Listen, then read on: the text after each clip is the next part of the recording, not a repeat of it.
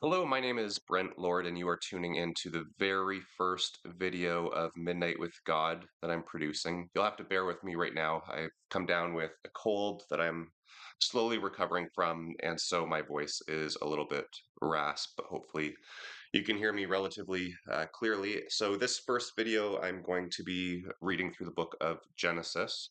I'm not going to be editing the video, it's just going to be a raw, straightforward video. Again, hopefully you can hear me. And the idea, one of the purposes of this series is for me to read through the entire Bible and to record myself doing it. So hopefully, again, you're able to hear me all right and sit back and enjoy me reading through stories of the Bible. The first video is going to be the book of Genesis. In the beginning, God created the heavens and the earth. The earth was empty, a formless mass cloaked in darkness, and the Spirit of God was hovering over its surface. Then God said, "Let there be light," and there was light. And God saw that it was good.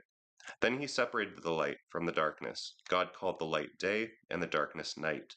Together these made up one day. And God said, "Let there be space between the waters, to separate water from water." And so it was. God made the space to separate the waters from above from the waters below. And God called the space sky. This happened on the second day. And God said, "Let the waters beneath the sky be gathered into one place, so dry ground may appear." And so it was. God named the dry ground land, and the water seas. And God saw that it was good. Then God said, "Let the land burst forth with every sort of grass and seed-bearing plant, and let there be trees that grow seed-bearing fruit. The seeds will then produce the kinds of plants and trees from which they came." And so it was. The land was filled with seed-bearing plants and trees, and their seeds produced plants and trees of like kind. And God saw that it was good. This all happened on the third day. And God said, "Let bright lights appear in the sky to separate the day from the night. They will be signs to mark off the seasons, the days, and the years. Let their light shine down upon the earth." And so it was. For God made two great lights, the sun and the moon, to shine down upon the earth. The greater one, the sun, presides during the day. The lesser one, the moon, presides throughout the night. And he made the stars. God set these lights in the heavens to light the earth, to govern the day and the night, and to separate the light from the darkness. And God saw that it was good. This all happened on the fourth day. And God said, "Let the waters swarm with fish and other life. Let the skies be filled with birds of every kind." So God created sea creatures and every sort of fish and every kind of bird. And God saw that it was good. Then God blessed them, saying, "Let the fish multiply and fill the oceans. Let the birds increase and fill the earth." This all happened on the fifth day.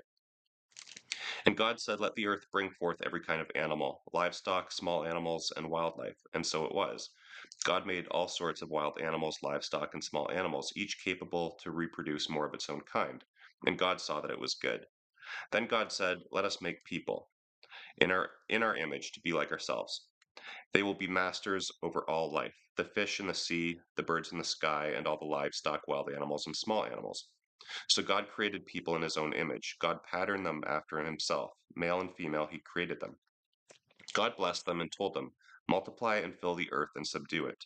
Be masters over the fish and birds and all the animals." And God said, "Look, I have given you the seed bearing plants throughout the earth and all the fruit trees for your food. And I have given all the grasses and other green plants to the animals and birds for their food." And so it was.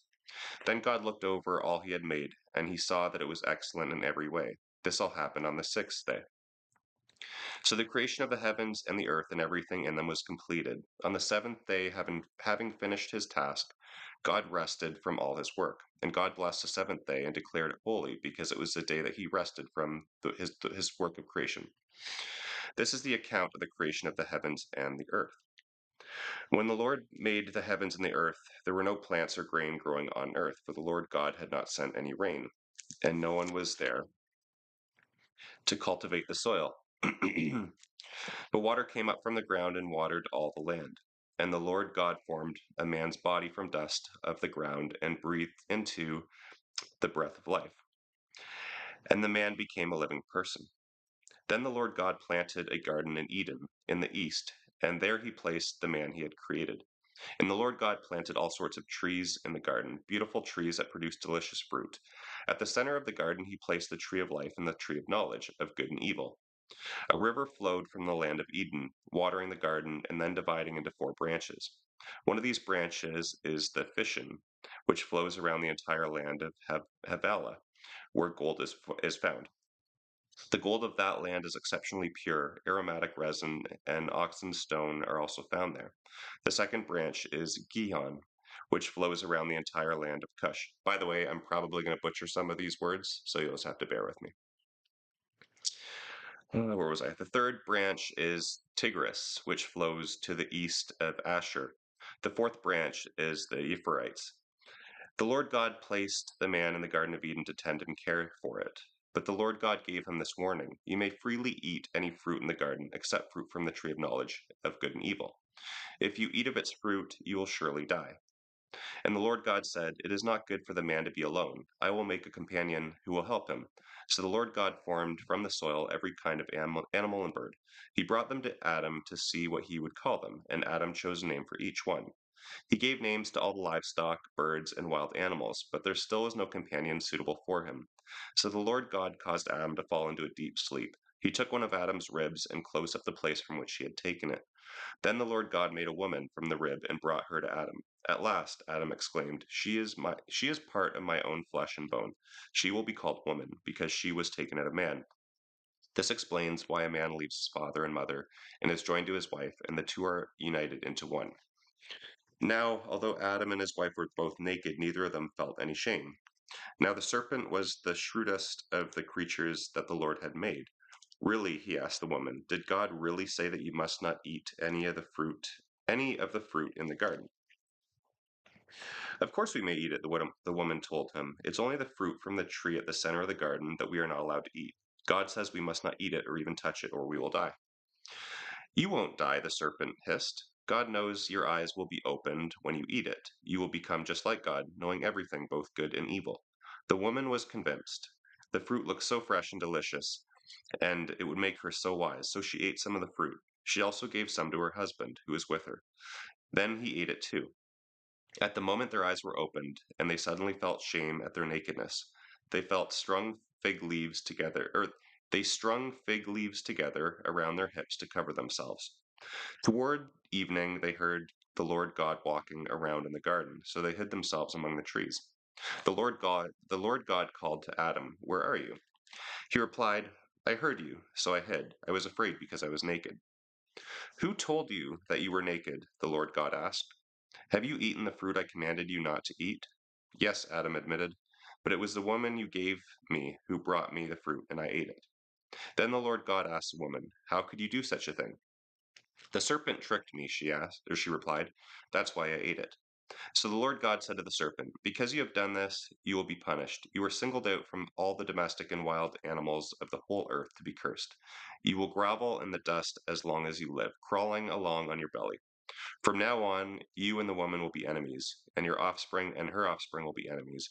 He will crush your head, and you will strike his heel." Then he said to the woman, "You will bear children with intense pain and suffering, and though your desire will be for your husband, he will be your master." And he said to Adam, "Because you have listened to your wife and ate the fruit I told you not to eat, I have placed a curse on the ground. All your life you will struggle to scratch a living from it. It will grow thorns and thistles for you, though you will eat of its grains. All your life you will sweat to produce food, until your dying day. Then you will return to the ground from which you came, for you were made from dust, and to the dust you will return." Then Adam named his wife Eve, because she would become the mother of all people everywhere. And the Lord God made clothing from animal skins for Adam and his wife. Then the Lord God said, "The people have become as we are, knowing everything, both good and evil. What if they eat the fruit of the tree of life?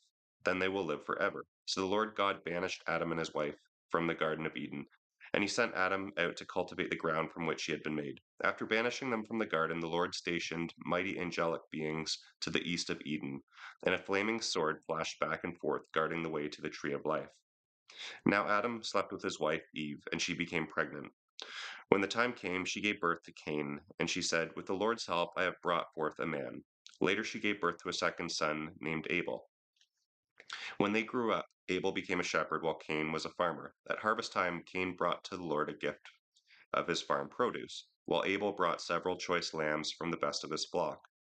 The Lord accepted Abel and his offering, but did not accept Cain and his offering. This made Cain very angry and dejected. "Why are you so angry?" the Lord asked him. "Why do you look so dejected? You will be accepted if you respond in the right way, but if you refuse to respond correctly, then watch out. Sin is waiting to attack and destroy you, and you must subdue it." Later, Cain suggested to his brother Abel, "Let's go out to the fields." And while they were there, Cain attacked and killed his brother. Afterwards, the Lord asked Cain, "Where is your brother Abel?" "I don't know," Cain retorted. "Am I supposed to keep track of him wherever he goes?" But the Lord said, "What have you done? Listen, your brother's blood cries out to me from the ground. You are hereby banished from the ground you have defiled with your brother's blood. No longer will it yield abundant crops for you, no matter how hard you work. From now on, you will be a homeless fugitive of the earth, constantly wandering from place to place." Cain replied to the Lord, "My punishment is too great for me to bear. You have banished me from my land and from your presence. You have made me a wandering fugitive. All who see me will try to kill me." The Lord replied, "They will not kill you, for I will give 7 times your punishment to anyone who does." Then the Lord put a mark on Cain to warn anyone who might try to kill him. So Cain left the Lord's presence and settled in the land of Nod, east of Eden. Then Cain's wife became pregnant and gave birth to a son. They named him Enoch. When Cain founded a city, he named it Enoch after his son. Enoch was the father of Ired. Ired was the father of Mehuel. Mehuel was the father of Methishuel, and Methishuel was the father of Lamish. Lamish married 2 women, Ada and Zillah. Ada gave birth to a baby named Jabal, and he became the first of the herdsmen who lived in tents. His brother's name was Jubal, the first musician, the inventor of the harp and flute. To Lamash's other wife, Zillah, was born Tubal Cain. He was first to work with metal, forging instruments of bronze and iron. Tubal Cain had a sister named Nemiah. One day, Lamech said to Ada and Zillah, "Listen to me, my wives. I have killed a youth who attacked and wounded me. If anyone who kills Cain is to be punished 7 times, anyone who takes revenge against me will be punished 77 times." Adam slept with his wife again. She gave birth to another son. She named him Seth, for she said, "God has granted me another son in place of Abel, the one who Cain killed."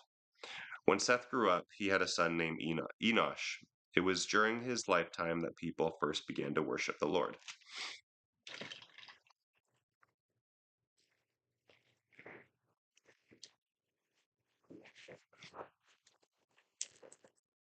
This is the story of the descendants of Adam.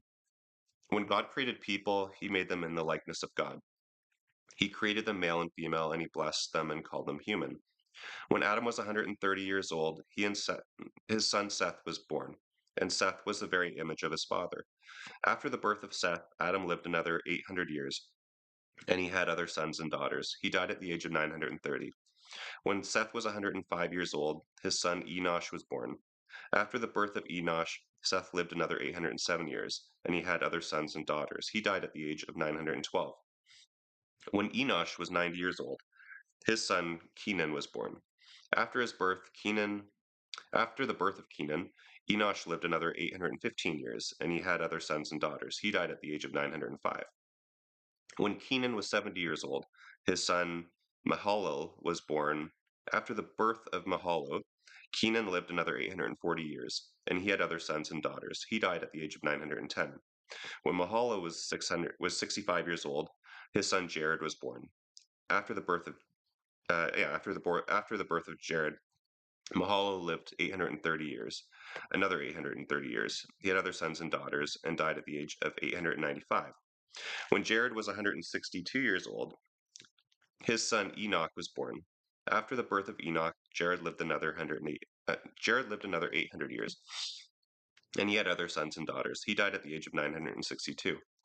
When Enoch was 65 years old, his son Methuselah was born. After the birth of Methuselah, Enoch lived another 300 years in close fellowship with God, and he had other sons and daughters. Enoch lived 365 years in all. He enjoyed a close relationship with God throughout his life. Then suddenly he disappeared because God took him. When Methuselah was 187 years old, his son Lamech was born. After the birth of Lamech, Methuselah lived another 782 years, and he had other sons and daughters. He died at the age of 969. When Lamech was 182 years old, his son Noah was born. Lamech named his son Noah, for he said, "He will bring us relief from painful labor of farming this ground that the Lord has cursed." After the birth of Noah, Lamech lived 595 years, and he had other sons and daughters. He died at the age of 777. By the time Noah was 500 years old, he had three sons, Shem, Ham, and Japheth. When the human population began to grow rapidly on the earth, the sons of God saw the beautiful women of the human race, and took any they wanted as their wives. Then the Lord said, "My spirit will not put up with humans for such a long time, for they are only mortal flesh. In the future they will live no more than 120 years. In those days after even after in those days and even afterward, giants lived on earth. For wherever the sons of God had intercourse and for wherever the sons of God had intercourse with human women, they gave birth to children who became the heroes mentioned in legends of old. Now the Lord observed the extent of the people's wickedness, and he saw that all their desires were constantly and totally evil. So the Lord was sorry he had ever made them. It broke his heart, and the Lord said, "I will completely wipe out this human race that I have created. Yes, I will destroy all the animals and birds too. I am sorry I ever made them." But Noah found favor with the Lord. This is the history of Noah and his family. Noah was a righteous man, the only blameless man living on earth at the time. He constantly followed God's will and enjoyed a close relationship with him. Noah had three sons, Shem, Ham, and Japheth. Now the earth had become corrupt in God's sight, and it was filled with violence. God observed all this corruption in the world, and he saw violence and depravity everywhere. So God said to Noah, "I have decided to destroy all living creatures, for the earth is filled with violence because of them. Yes, I will wipe them all from the face of this earth. Make a boat from resinous wood and seal it with tar inside and out. Then construct decks and stalls for its interior. Make it 450 feet long, 75 feet wide, and 45 feet high. Construct an opening all the way around the boat, 18 inches below the roof. Then put three decks inside the boat, bottom, middle, and upper. Put a door on the side. Look, I am about to cover the earth with a flood that will destroy every living thing. Everything on earth will die. I solemnly swear to keep you safe in a boat with your wife and your sons and their wives. Bring a pair of every kind of animal, male and female, into the boat with you to keep them alive during the flood. Pairs of each kind of bird and each kind of animal, large and small alike, will come to you to be kept alive. And remember, take enough food for your family and for the animals." So Noah did everything exactly as God commanded him. Finally, the day came when the Lord said to Noah, "Go into the boat with all your family and among all the people of the earth. I consider you alone to be righteous. Take along seven pairs of each animal that I have approved for eating and for sacrifice, and take one pair of each of the others. Then select seven pairs of each kind of bird. There must be a male and female in each pair to ensure that every kind of living creature will survive the flood. 1 week from today, I will begin 40 days and 40 nights of rain, and I will wipe from the earth all of the living things I have created." So Noah did exactly as the Lord commanded him. He was 600 years old when the flood came, and he went aboard the boat to escape, he and his wife and his sons and their wives. With them were all various kinds of animals, those approved for eating and sacrifice, and those that were not, along with all the birds and other kinds of small animals. They came into the boat in pairs, male and female, just as God had commanded. Noah, just as God had commanded Noah. 1 week later, the flood came and covered the earth. When Noah was 600 years old, on the 17th day of the second month, the unground waters burst forth on the earth, and rain fell in mighty torrents from the sky.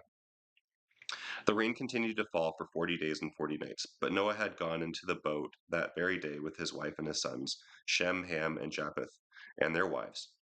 With them in the boat were pairs of every kind of breathing animal, domestic and wild, large and small, along with birds and flying insects of every kind. Two by two they came onto the boat, male and female, just as God has commanded. Then the Lord shut them in. For 40 days The floods prevailed, covering the ground and lifting the boat high above the earth. As the waters rose higher and higher above the ground, the boat floated safely on the surface. Finally, the water covered even the highest mountains on the earth, standing more than 22 feet above the highest peaks. All the living things on earth died: birds, domestic animals, wild animals, all kinds of small animals, and all the people. Everything died that breathed and lived on dry ground. Every living thing on the earth was wiped out: people, animals, both large and small, and birds. They were all destroyed, and only Noah was left alive, along with those who were with him on the boat. And the water covered the earth for 150 days.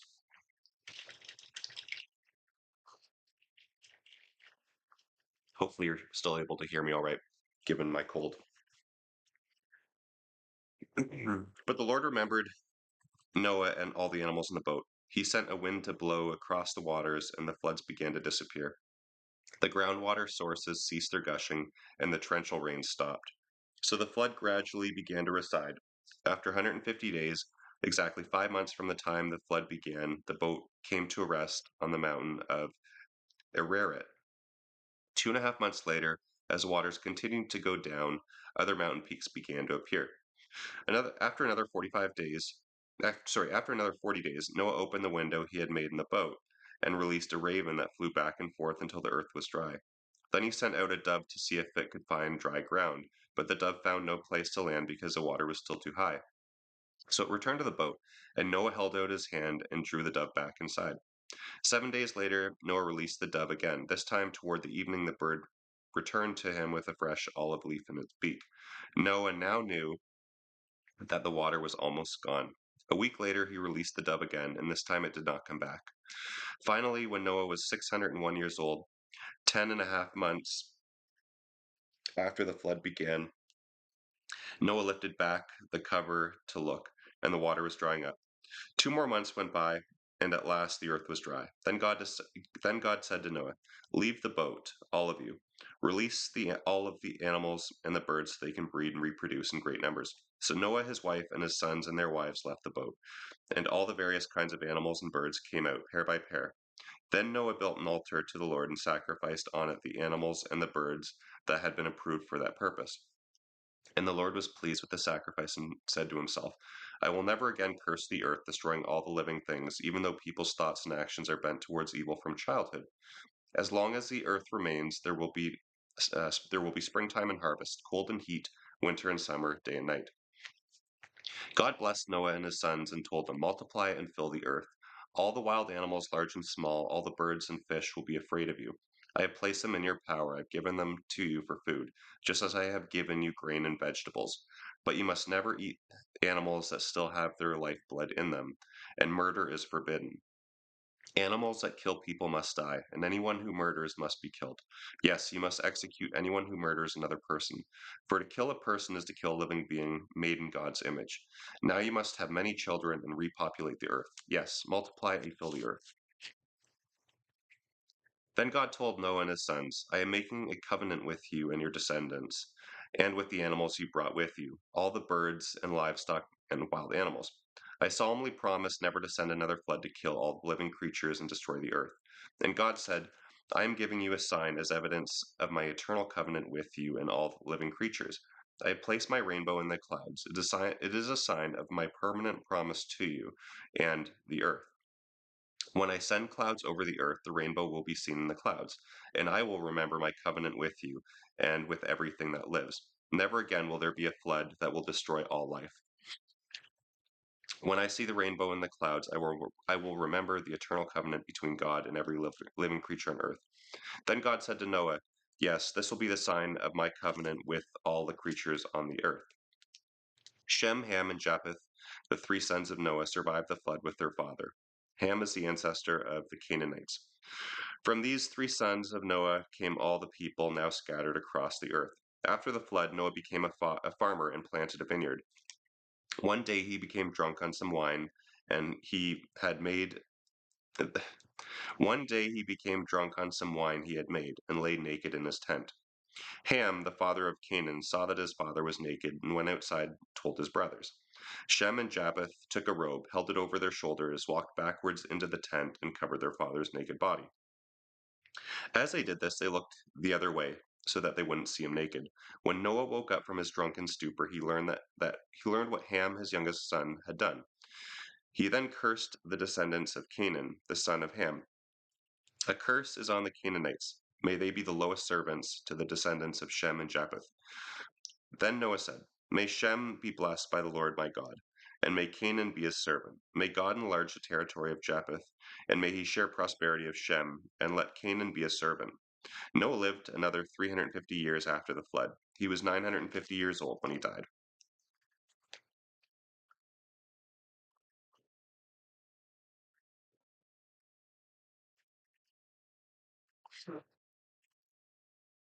This is a history of the families of Shem, Ham, and Japheth, and the three sons of Noah. Many children were born to them after the flood. I'm going to skip past the names because I'm sure I'm just going to butcher them. But essentially, it just reads off the descendants of Japheth and Ham. So I'm going to skip forward to Genesis chapter 11. At one time, the whole world spoke a single language and used the same words. As the people migrated eastward, they found a plain in the land of Babylonia and settled there. They began to talk and they began to talk about construction projects.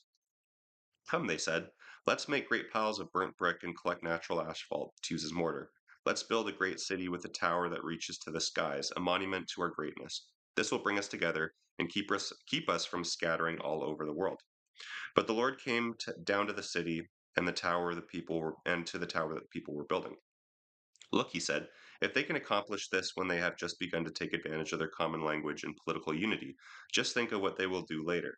Nothing will be impossible for them. Come, let's go down and give them different languages. Then they won't be able to understand each other. In that way, the Lord scattered them all over the earth, and that ended the building of the city. That is why the city was called Babel, because it was there that the Lord confused the people by giving them many languages, thus scattering them across the earth. Then it goes on to the history of Shem's family, and it just speaks to the number of years him and his descendants lived. It gives the names of these individuals as well, so I'm going to skip past a few of that. So this is the history of Terah's family. Terah was the father of Abram, Nahor, and Haran, and Haran had a son named Lot. But while Haran was still young, he died in Ur of the Chaldeans, the place of his birth. He was survived by Terah, his father. Meanwhile, Abram married Sarai, and his brother Nahor married Milcah, the daughter of their brother Haran. Now Sarai was not able to have any children. Terah took his son Abram, his daughter-in-law Sarai, and his grandson Lot, and left Ur of the Chaldeans to go to the land of Canaan. But they stopped instead at the village of Haran and settled there. Terah lived for 205 years and died while still in Haran. Then Lord told Abram, Leave your country, your relatives, and your father's house, and go to the land that I will show you. I will cause you to become the great father of a great nation. I will bless you and make you famous, and I will make you a son, and I will make you a blessing to others. I will bless those who bless you and curse those who curse you. All the families of the earth will be blessed through you. So Abram departed as the Lord had instructed him, and Lot went with him. Abram was 75 years old when he left Haran. He took his wife Sarai, his nephew Lot, and all his wealth, his livestock, and all the people who had joined his household at Haran, and finally arrived in Canaan. Traveling through Canaan, they came to a place near Shechem and set up camp beside the oak at Morith. At that time, the area was inhabited by Canaanites. Then the Lord appeared to Abram and said, I am going to give this land to your offspring. And Abram built an altar there to commemorate the Lord's visit. After that, Abram traveled southward and set up camp in the hill country between Bethel and the west of Ai at the east. There he built an altar and worshipped the Lord. Then Abram traveled south by stages towards Negev. At the time there was a severe famine in the land, so Abram went down to Egypt to wait it out. As he was approaching the borders of Egypt, Abram said to Syria, "You are a very beautiful woman. When the Egyptians see you, they will say, 'This is his wife. Let's kill him so we can have her.' But if you say you are my sister, then the Egyptians will treat me well because of their interest in you, and they will spare my life." And sure enough, when they arrived in Egypt, everyone spoke of her beauty. When the palace officials saw her, they sang her praises. They sang her praises to their king, the Pharaoh, and she was taken into his harem. Then Pharaoh gave Abram many gifts because of her: sheep, cattle, donkeys, male and female servants, and camels. But the Lord sent a terrible plague upon Pharaoh's household because of Syria, Abram's wife. So Pharaoh called for Abram and accused him sharply. "What is this you have done to me?" he demanded. "Why didn't you tell me she was your wife? Why were you willing to let me marry her, saying she was your sister? Here is your wife, take her and be gone." Pharaoh then sent them out of the country under armed escort, Abram and his wife with all their households and belongings.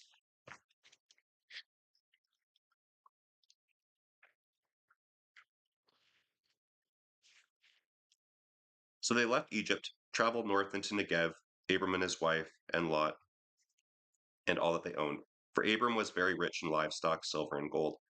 Then they continued traveling by stages towards Bethel, to the place between Bethel and Ai, where they had camped before. This was the place where Abram built the altar, and there he again worshipped the Lord. Now Lot, who was traveling with Abram, was also very wealthy, with sheep, cattle, and many tents. But the land could not support both Abram and Lot with all their flocks and herds living so close together. There were too many animals for the available pasture land. So an argument broke out between the herdsmen of Abram and Lot. And at that time, Canaanites and Perizzites were also living in the land. Then Abram talked it over with Lot. "This arguing between our herdsmen has got to stop," he said. "After all, we are close relatives. I'll tell you what, take your choice of any section of the land you want, and we will separate. If you want that area over there, then I'll stay here. If you want to stay in this area, then I'll move over to another place." Lot took a long look at the fertile plains of the Jordan Valley in the direction of Zor. The whole area was well watered everywhere, like the garden of the Lord, or the beautiful land of Egypt.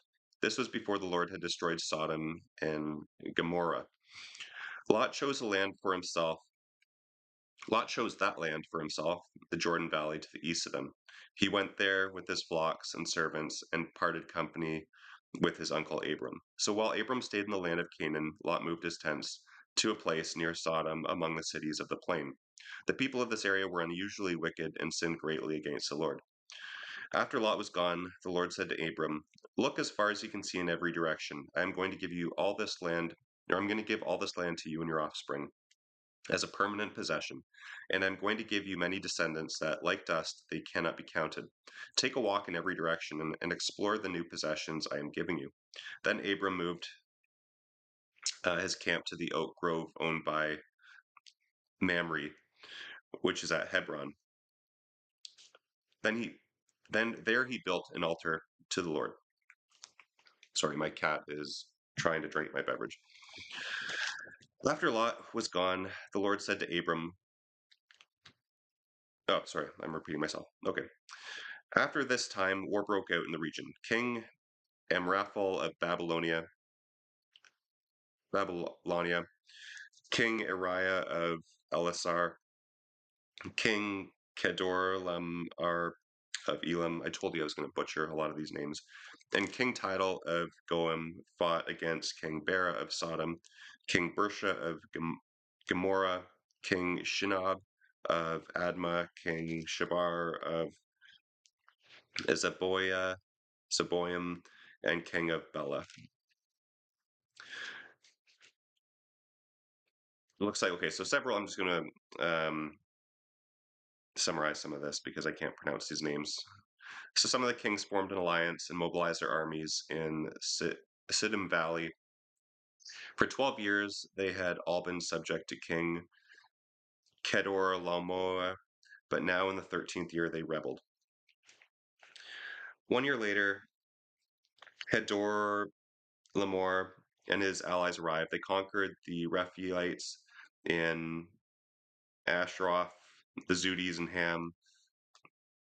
There's a whole bunch of different names I'm just not going to even try and pronounce. But now the army of the kings of Sodom, Gomorrah, Adamah, Zeboiah, Bela, prepared for battle in the valley of the Dead Sea against King Kedorlaomer of Elam and four kings against five. As it happened, the valley was filled with tar pits. As the army of the kings of Sodom and Gomorrah fled, some slipped into the tar pits, while the rest escaped into the mountains. The victorious invaders then plundered Sodom and Gomorrah and began their long journey home, taking all the wealth and food with them. They also captured Lot, Abram's nephew who lived in Sodom, and took everything he owned. One of the men who had escaped came and told Abram the Hebrew, who was camped at the oak grove belonging to Mamre and Amorite. Mamre and his relatives, Eshcol and Ener, were Abram's allies. When Abram learned that Lot had been captured, he called together the men born into his household, 318 of them in all. He chased after Kedorlaomer's army and caught up with them in Dan. There he divided his men and attacked during the night from several directions. Kedorlaomer's army fled, but Abram chased them to Hobah, north of Damascus. Abram and his allies recovered everything, the goods that had been taken. Abram's nephew Lot with his possessions and all the women and other captives. As Abram returned from his victory over Kedorlaomer and his allies, the king of Sodom came out to meet him at the valley of Shaveh. Then Machalak, the king of Salem and the priest of God Most High, brought him bread and wine. Machalak blessed Abram with this blessing. Blessed be Abram by God Most High, creator of heaven and earth, and blessed be God Most High, who has helped you conquer your enemies. Then Abram gave Machalak a tenth of all the goods he had recovered. The king of Sodom told him, "Give back my people who were captured, but you may keep for yourself all the goods you have recovered." Abram replied, "I have solemnly promised the Lord most high God, most high." I'm going to repeat that. Abram replied, "I have solemnly promised the Lord, God Most High, creator of the heaven and earth, that I will not take so much as a single thread or sandal thong from you. Otherwise you might say, I am the one who made Abram rich. All I'll accept is what these young men of mine have already eaten. But give a share of the goods to my allies, Ener, Eshcol, and Mamre." Afterward the Lord spoke to Abram in a vision and said to him, "Do not be afraid, Abram, for I will protect you and reward you, and your reward will be great." For Abram replied, "O sovereign Lord, what good are all your blessings when I don't even have a son? Since I don't have a son, Azariah of Damascus, a servant in my household, will inherit all my wealth. You have given me no children, so one of my servants will have to be my heir." Then the Lord said to him, "No, your servant will not be your heir, for you will have a son of your own to inherit everything I am giving you." Then the Lord brought Abram outside beneath the night sky and told him, "Look up into the heavens and count the stars if you can. Your descendants will be like that, too many to count." And Abram believed the Lord, and the Lord declared him righteous because of his faith. Then the Lord told him, "I am the Lord who brought you out of the Chaldeans to give you this land." But Abram replied, "O sovereign Lord, how can I be so sure that you will give it to me?" Then the Lord told him, "Bring me a 3-year-old heifer, a 3-year-old female goat, and a 3-year-old ram, a turtle dove, and a young pigeon." Abram took all these and killed them. He cut each one down the middle and laid the halves side by side. He did not, however, divide the birds in half. Some vultures came down to eat the carcasses, but Abram chased them away. That evening, as the sun was going down, Abram fell into a deep sleep. He saw a terrifying vision of darkness and horror. Then the Lord told Abram, "You can be sure that your descendants will be strangers in a foreign land, and they will be oppressed as slaves for 400 years. But I will punish the nation that enslaves them, and in the end they will come away with great wealth. But you will die in peace at a ripe old age. After 4 generations, your descendants will return here to this land where the sin of the Amorites has run its course."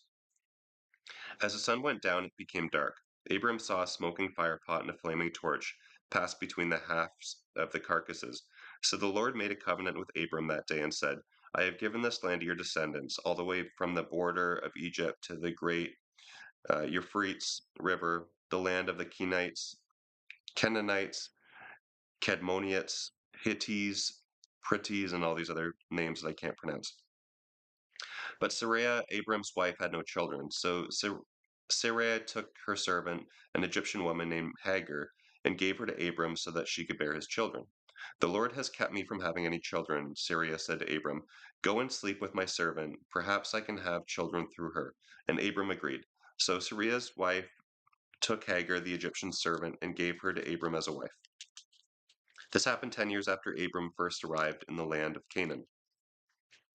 So Abram slept with Hagar and she became pregnant. When Hagar knew she was pregnant, she began to treat her mistress Sarai with contempt. Then Sarai said to Abram, It's your fault. Now the servant of mine is pregnant and she despises me, though I myself gave her the privilege of sleeping with you. The Lord will make her pay for doing this to me.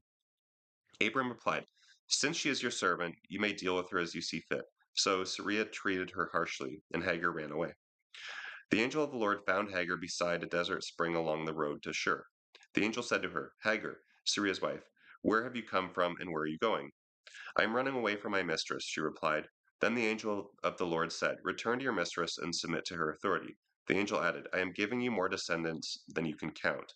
And the angel also said, You are now pregnant and will give birth to a son. You are to name him Ishmael, for the Lord has heard about your misery.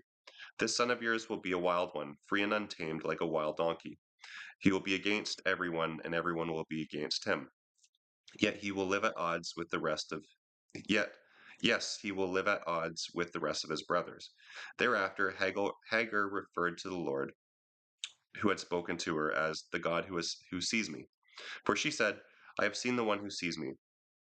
Later later that later that well was named some Beer Lahoria, as it can still be found between Kadesh and Bered. So Hagar gave Abram a son, and Abram named him Ishmael. Abram was 86 years old at the time. When Abram was 99 years old, the Lord appeared to him and said, I am God Almighty. Serve me faithfully and live a blameless life. I will make a covenant with you by which I will guarantee to make you into a mighty nation. At this, Abram fell face down into the dust. Then God said to him, This is my covenant with you. I will make you the father of not just one nation, but a multitude of nations. What's more, I am changing your name. It will no longer be Abram. Now you will be known as Abraham, for you will be the father of many nations. I will give you millions of descendants who will represent many nations. Kings will be among them. I will continue this everlasting covenant between us generation after generation. It will continue between me and your offspring forever, and I will always be your God and the God of your descendants after you. Yes, I will give all this land of Canaan to you and to your offspring forever. I will be their God. Your part of the agreement, God told Abraham, is to obey the terms of of the covenant. You and all your descendants have continual responsibility. This is the covenant that you and your descendants must keep. Each male among you must be circumcised. The flesh of his foreskin must be cut off. This will be a sign that you and they have accepted this covenant. Every male child must be circumcised on the 8th day after his birth. This applies not only to members of your family, but also to the servants born in your household and the foreign born servants whom you have purchased.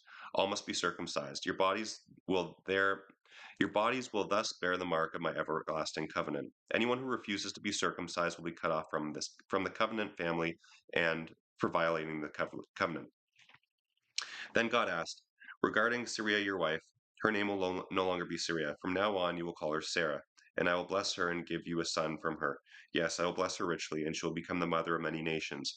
Kings will be among her descendants. Then Abram bowed down to the ground, but he laughed to himself in disbelief. How could I become a father at the age of 100?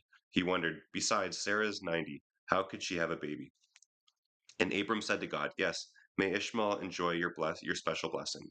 But God replied, Sarah your wife will bear a son. You will name him Isaac, and I will confirm my everlasting covenant with him and his descendants. As for Ishmael, I will bless him also, just as you have asked. I will cause him to multiply and become a great nation. 12 princes will be among his descendants, but my covenant is with Isaac, who will be born to you and Sarah about this time next year. That ended the conversation, and God left Abraham. On that very day, Abraham took his son Ishmael and every other male in his household and circumcised them, cutting off their foreskin exactly as God had told him. Abraham was 99 years old at the time, and Ishmael was his Ishmael, his son, was 13. Both were circumcised the same day, along with the other men and the boys of the household, whether they were born there or bought as servants. The Lord Almighty appeared again to Abraham while he was camped near the oak grove belonging to Mamre. One day about noon, as Abraham was sitting at the entrance to his tent, he suddenly noticed three men standing nearby. He got up and ran to meet them without welcoming them by bowing low to the ground. My lord, he said, if it pleases you, stop here for a while. Rest in the shade of this tree while my servant gets some water to wash your feet. Let me prepare some food to refresh you. Please stay a while before continuing on your journey.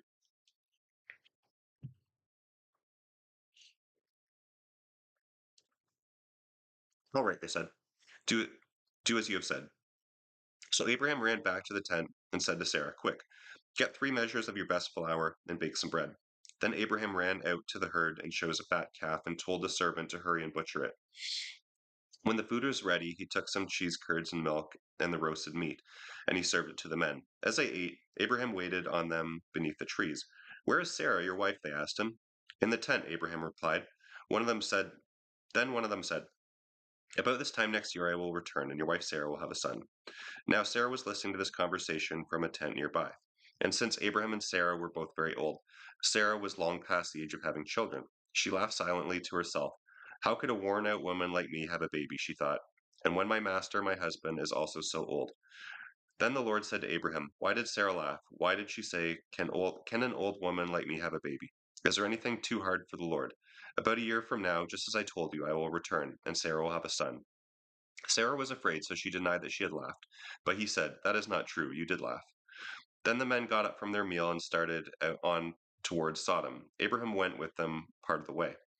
Should I hide my plan from Abraham? The Lord asked. For Abram will become a great nation and a mighty nation, and all the nations of the earth will be blessed through him. I have singled him out so that he will direct his sons and their families to keep the way of the Lord and do what is right and just. Then I will do for him all that I have promised. So the Lord told Abraham, I have heard that people of Sodom and Gomorrah are extremely evil, and that everything they do is wicked. I am going down to see whether or not these reports are true. Then I will know. The two other men went on towards Sodom, but the Lord remained with Abraham for a while. Abraham approached him and said, will you destroy both innocent and guilty alike? Suppose you find 50 innocent people there within the city. Will you still destroy it and not spare it for their sake? Surely you wouldn't do such a thing, destroying the innocent with the guilty. Why why you'd be treating the innocent why you'd be treating the innocent and the guilty exactly the same. Surely you wouldn't do that. Should not the judge of all the earth do what is right? And the Lord replied, if I find 50 innocent people in Sodom, I will spare the entire city for their sake. Then Abraham said again, since I have begun, let me go on and speak further to my Lord, even though I am but dust and ashes. Suppose there are only 45. Will you destroy the city for the lack of 5? And the Lord said, I will not destroy it if I find 45. Then Abram pressed his request further. Suppose there are only 40. And the Lord replied, I will not destroy it if there are 40. Please don't be angry, my lord, Abraham pleaded. Let me speak. Suppose only 30 are found. And the Lord replied, I will not destroy it if there are 30. Then Abraham said, since I have dared to speak to the Lord, let me continue. Suppose there are only 20. And the Lord said, then I will not destroy it for the sake of the 20. Finally, Abraham said, please, Lord, do not get angry. I will speak but once more. Suppose only 10 are found there. And the Lord said, then for the sake of the 10, I will not destroy it.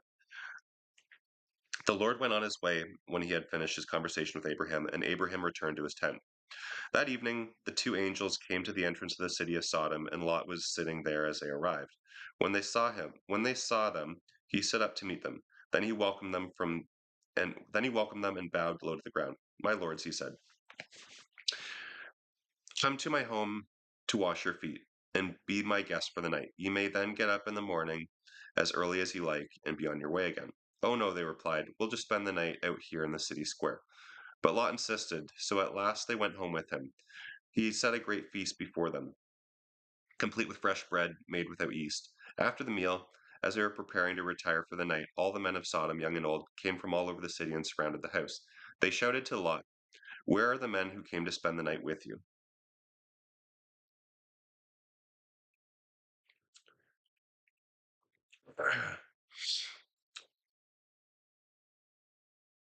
Bring them out so we can have sex with them. Lot stepped outside to talk to them, shutting the door behind them. Please, my brothers, he begged, don't do such a wicked thing. Look, I have two virgin daughters. Do with them as you wish, but leave these men alone, for they are under my protection. Stand back, they shouted. Who do you think you are? We let you settle amongst us, and now you are trying to tell us what to do. We'll treat you far worse than those other men. And they lunged at Lot and began breaking down the door. But the two angels reached out and pulled Lot in and bolted the door. They blinded the men of Sodom so they couldn't find the doorway. Do you have any other relatives here in the city? The angels asked. Get them out of this place, son-in-laws, sons, daughters, or anyone else, for we will destroy the city completely. The stretch the stench of the place has reached the Lord, and he has sent us to destroy it. So Lot rushed out to tell his daughters, fiancés, quick, get out of the city, the Lord is going to destroy it. But the young men thought he was only joking. At dawn the next morning, the angels became insistent. Hurry, they said to Lot. Take your wife and your two daughters who are here. Get out of here right now, or you will be caught in the destruction of the city. When Lot still hesitated, the angel seized his hand and the hand of his wife and two daughters and rushed into safety outside the city, for the Lord was merciful.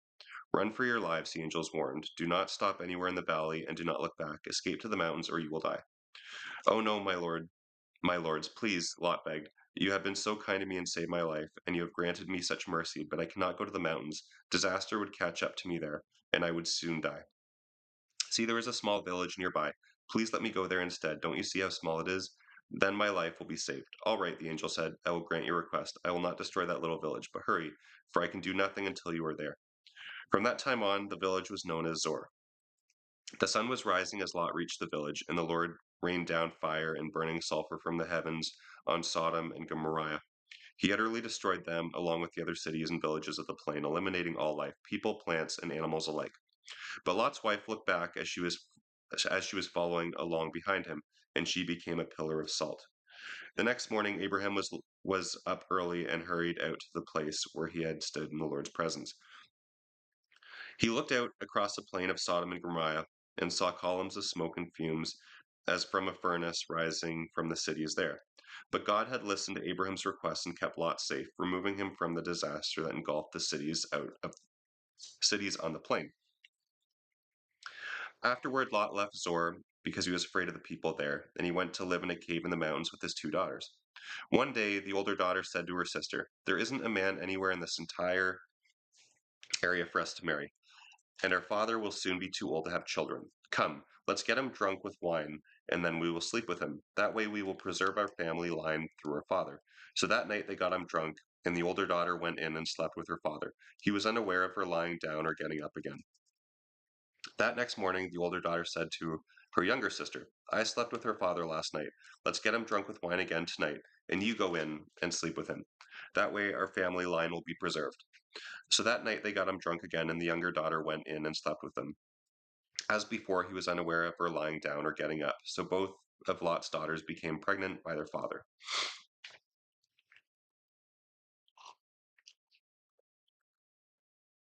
When the older daughter gave birth to a son, she named him Moab.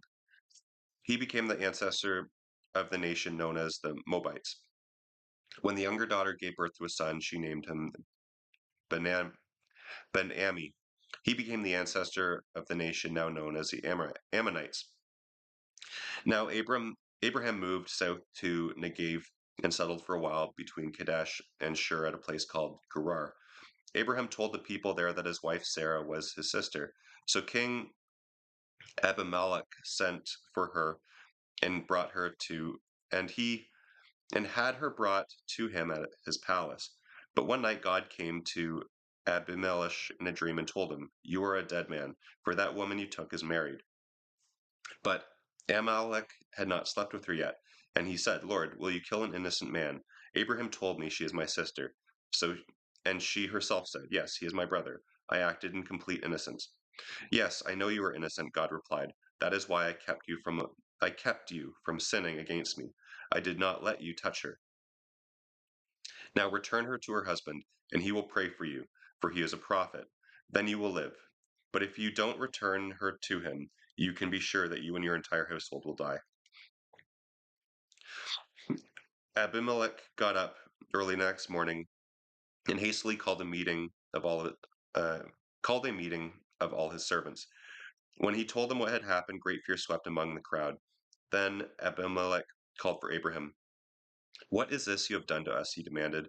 "What have I done to you that deserves treatment like this, making me and my kingdom guilty of this great sin? This kind of thing should not be done. Why have you done this to us?" "Well," Abraham said, "I figured this to be a godless place. I thought, they will want my wife and will kill me to get her. Besides, she is my sister, and we both have the same father, though different mothers, and I married her. When God sent me to travel from my father's home, I told her, 'Wherever we go, have the kindness to say that you are my sister.'" Then Abimelech took sheep and oxen and servants, both men and women, and gave them to Abraham, and returned his wife Sarah to him. "Look over my kingdom and choose a place where you would like to live," Abimelech told him. Then he turned to Sarah. "Look," he said, "I am giving your brother 1,000 pieces of silver to compensate for any embarrassment I may have caused you. This will settle any claim against me in this matter." Then Abraham prayed to God, and God healed Abimelech, his wife, and the other women in the household so they could have children. For the Lord had stricken all the women with infertility as a warning to Abimelech for having taken Abraham's wife. Then the Lord did exactly what he had promised. Sarah became pregnant, and she gave a son to Abraham in his old age. It all happened at the it all happened at the time God had said it would, and Abraham named his son Isaac. 8 days after Isaac was born, Abraham circumcised him as God had commanded him. Abraham was 100 years old at this time, and Sarah declared, "God has brought me laughter. All who hear about this will laugh with me. For who would have dreamed that I would have a baby? Yet I have given Abraham a son in his old age." As time went by, and Isaac grew and was weaned, Abraham gave him a party to celebrate the happy occasion. But Sarah saw Ishmael, the son of Abraham, and her Egyptian servant Hagar making fun of Isaac. So she turned to Abraham and demanded, "Get rid of that servant and her son. He is not going to share the family inheritance with my son Isaac. I won't have it." This upset Abraham very much, because Ishmael was his son. But God told Abraham, "Do not be upset over the boy and your servant wife. Do just as Sarah says, for Isaac is a son whom your descendants will be counted. But I will make a nation of the descendants of Hagar's son, because he is also your son." So Abraham got up early the next morning, prepared food for the journey, and strapped a container of water to Hagar's shoulders. He sent her away with their son, and she walked out into the wilderness of Beersheba, wandering aimlessly. When the water was gone, she left the boy in the shade of a bush. She went and sat down by herself about 100 yards away. "I don't want to watch the boy die," she said, as she burst into tears. Then God heard the boy's cry, and the angel of God called to Hagar from the sky. "Hagar, what's wrong? Do not be afraid. God has heard the boy's cries from the place where you laid him. Go to him and comfort him, for I will make a great nation from his descendants." Then God opened Hagar's eyes, and she saw a well. She immediately filled her water container and gave the boy a drink. And God was with the boy as he grew up in the wilderness of Paran. He became an expert archer, and his mother arranged a marriage for him with a young woman from Egypt. About this time, Abimelech came with Phicol, his army commander, to visit Abraham. "It is clear that God helps you in everything you do," Abimelech said. "Swear to me in God's name that you won't deceive me, my children, or my grandchildren. I have been loyal to you, so now swear that you will be loyal to me and to this country in which you are living." Abraham replied, "All right, I'll swear to it." Then Abraham complained to Abimelech about a well that Abimelech's servants ta- had taken violently from Abraham's servants.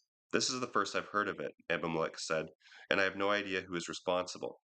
Why didn't you say something about this before?" Then Abraham gave sheep and oxen to Abimelech, and they made a treaty. But when Abraham took 7 additional ewe lambs and set them off by himself, Abimelech said, "Why are you doing that?" Abraham replied, "They are my gift to you as a public confirmation that I dug this well." So ever since, that place has been known as Beersheba, well of the oath, because that was where they had sworn an oath. After making their covenant, Abimelech left with Phicol, the commander of his army, and they returned home to the land of the Philistines. Then Abraham planted a tamarisk tree at Beersheba, and he worshipped the Lord, the eternal God, at that place. And Abraham lived in the Philistine country for a long time. Later on, God tested Abraham's faith and obedience. Abraham, God called. Yes, he replied, here I am. Take your son, your only son, yes, Isaac, whom you love so much, and go to the land of Moriah. Sacrifice him there as a burnt offering on one of the mountains, which I will point out to you. The next morning, Abraham got up early. He saddled his donkey and took two of his servants with him, along with his son Isaac. Then he chopped wood to build a fire for a burnt offering and set out for the place where God had told him to go. On the third day of his journey, Abraham saw the place in the distance. Stay here with the donkey, Abraham told the young men. The boy and I will travel a little further. We will worship there, and then we will come right back. Abraham placed the wood for the burnt offering on Isaac's shoulders, while he carried himself while he carried while he himself carried the knife and the fire. As the two of them went on together, Isaac said, "Father." "Yes, my son," Abraham replied. "We have the wood and the fire," said the boy. "But where is the lamb for the sacrifice?" "God will provide a lamb, my son," Abraham answered, and they both went on together. When they arrived at the place where God had told Abraham to go, he built an altar and placed the wood on it. Then he tied Isaac up and laid him on the altar over the wood. And Abraham took the knife and lifted it up to kill his son as a sacrifice to the Lord. At that moment, the angel of the Lord shouted to him from the heaven, "Abraham, Abraham." "Yes," he answered, "I am listening." "Lay down the knife," the angel said. "Do not hurt the boy in any way.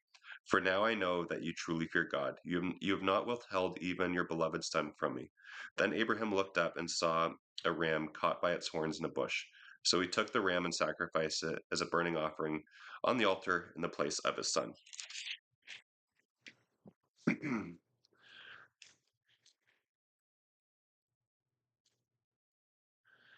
Abraham named the place "The Lord will provide." This name has now become a proverb. On the mountain of the Lord it will be provided. Then the angel of the Lord called again to Abraham from heaven. "This is what the Lord says: Because you have obeyed me and have not withheld even your beloved son, I swear by my own self that I will bless you richly. I will multiply your descendants into countless millions, like the stars of the sky and the sand on the seashore. They will conquer their enemies, and through your descendants all the nations of the earth will be blessed, all because you have obeyed me.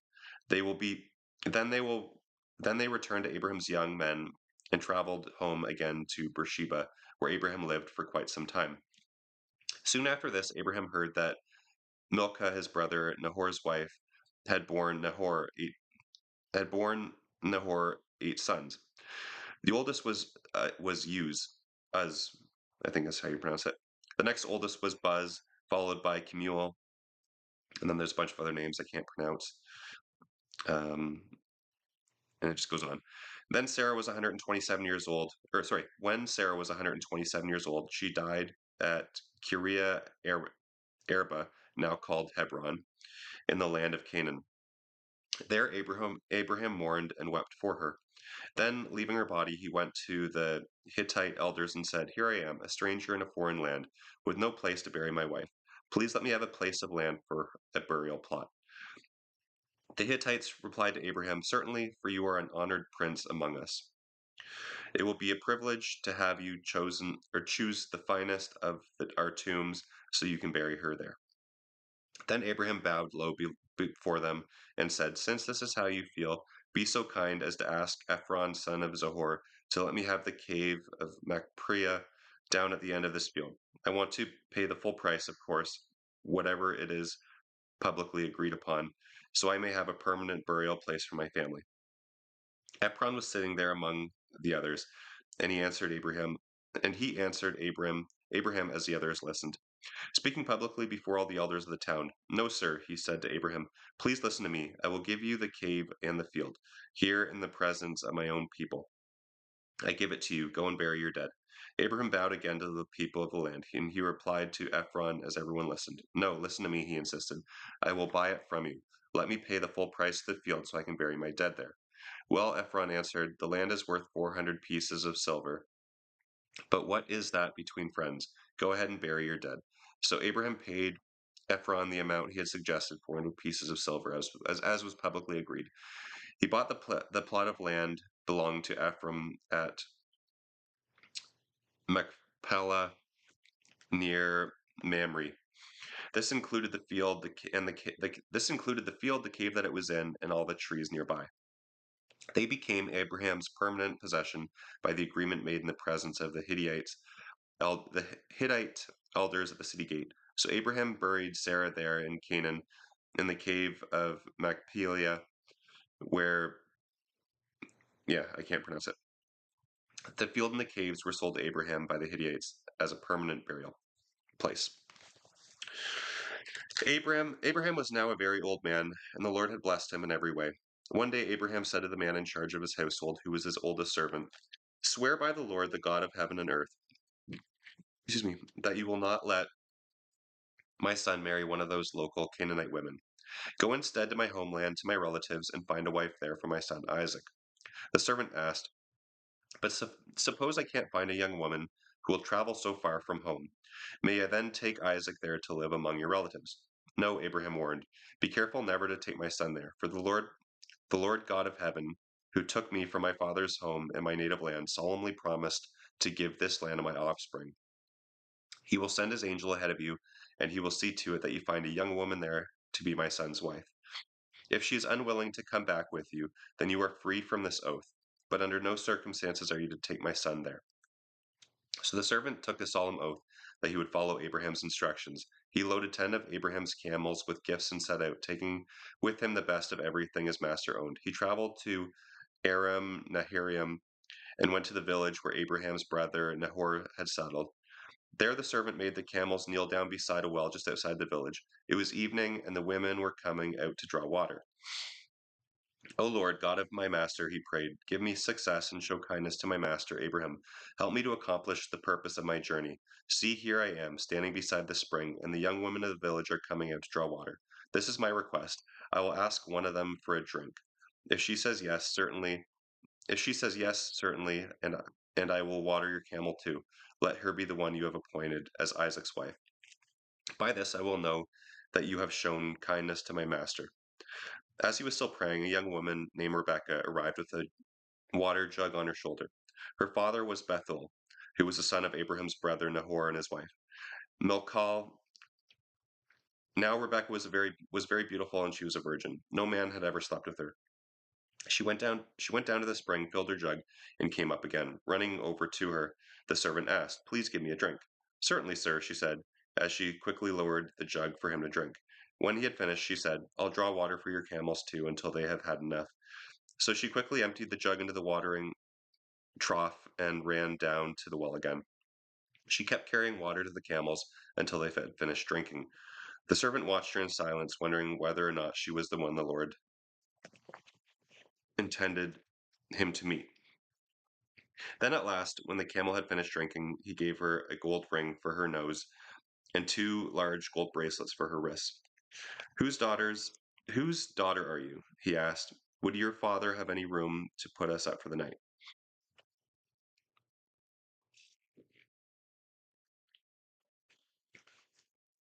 "My father is Bethel," she replied.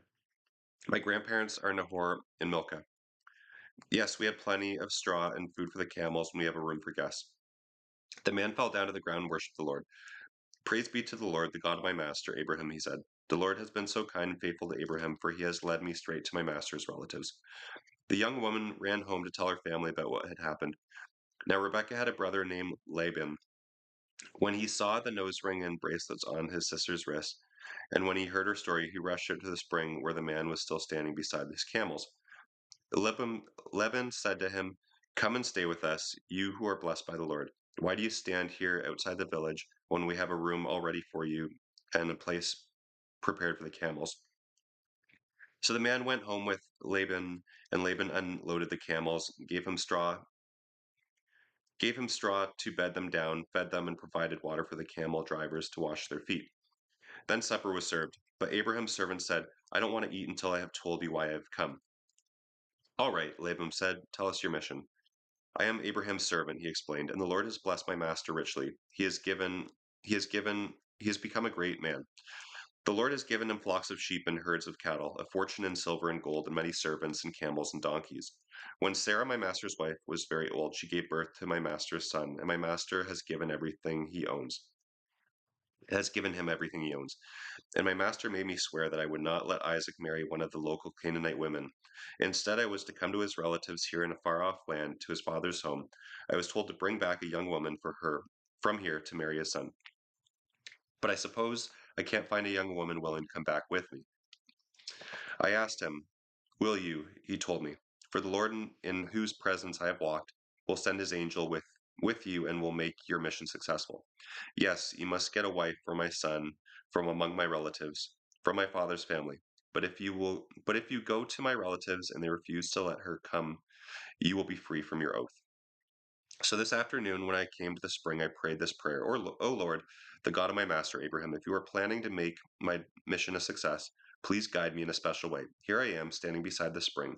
I will say to some young woman who comes to draw water, 'Please give me a drink of water.' And she will reply, 'Certainly, and I will water your camels too.' Lord, let her be the one you have selected to be the wife of my master's son." Before I finished praying these words, I saw Rebecca come along with her water jug on her shoulder. She went down to the spring and drew water and filled the jug. So I said to her, "Please give me a drink." She quickly drew water and filled the jug. So I said to her, "Please give me." Okay, I'm repeating. So I said to her, "Please give me a drink." She quickly lowered the jug from her shoulders so that I could drink. And she said, "Certainly, sir, and I will water your camels too."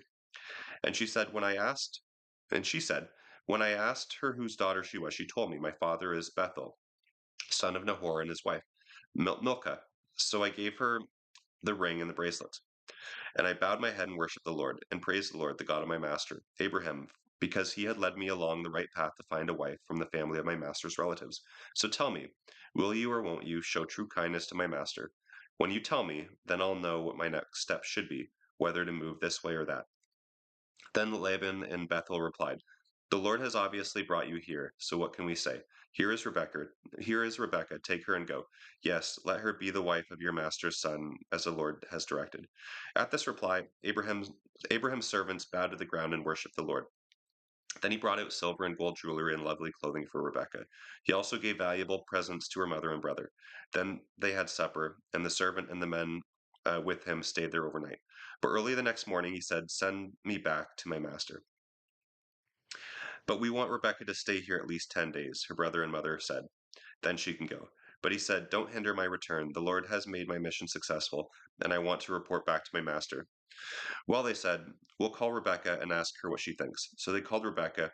"Are you willing to go with this man?" they asked her. And she replied, "Yes, I will go." So they said goodbye to Rebekah and sent her away with Abraham's servant and his men. The woman who had Rebekah's childhood nurse, the woman who had been Rebekah's childhood nurse, went along with her. They blessed her with this blessing as she parted: "Our sister, may you become the mother of many millions. May your descendants overcome all of their enemies." Then Rebekah and her servants mounted the camels and left with Abraham's servants. Meanwhile, Isaac, whose home was in Negev, had returned from Beer El Hamoi, something like that. One evening, as he was taking a walk out into the fields meditating, he looked up and saw the camels coming. When Rebekah looked up and saw Isaac, she quickly dismounted. "Who is that man walking among Who is that man walking through the fields to meet us?" she asked the servant. And he replied, "It is my master." So Rebekah covered her face with her veil. Then the servant told Isaac the whole story.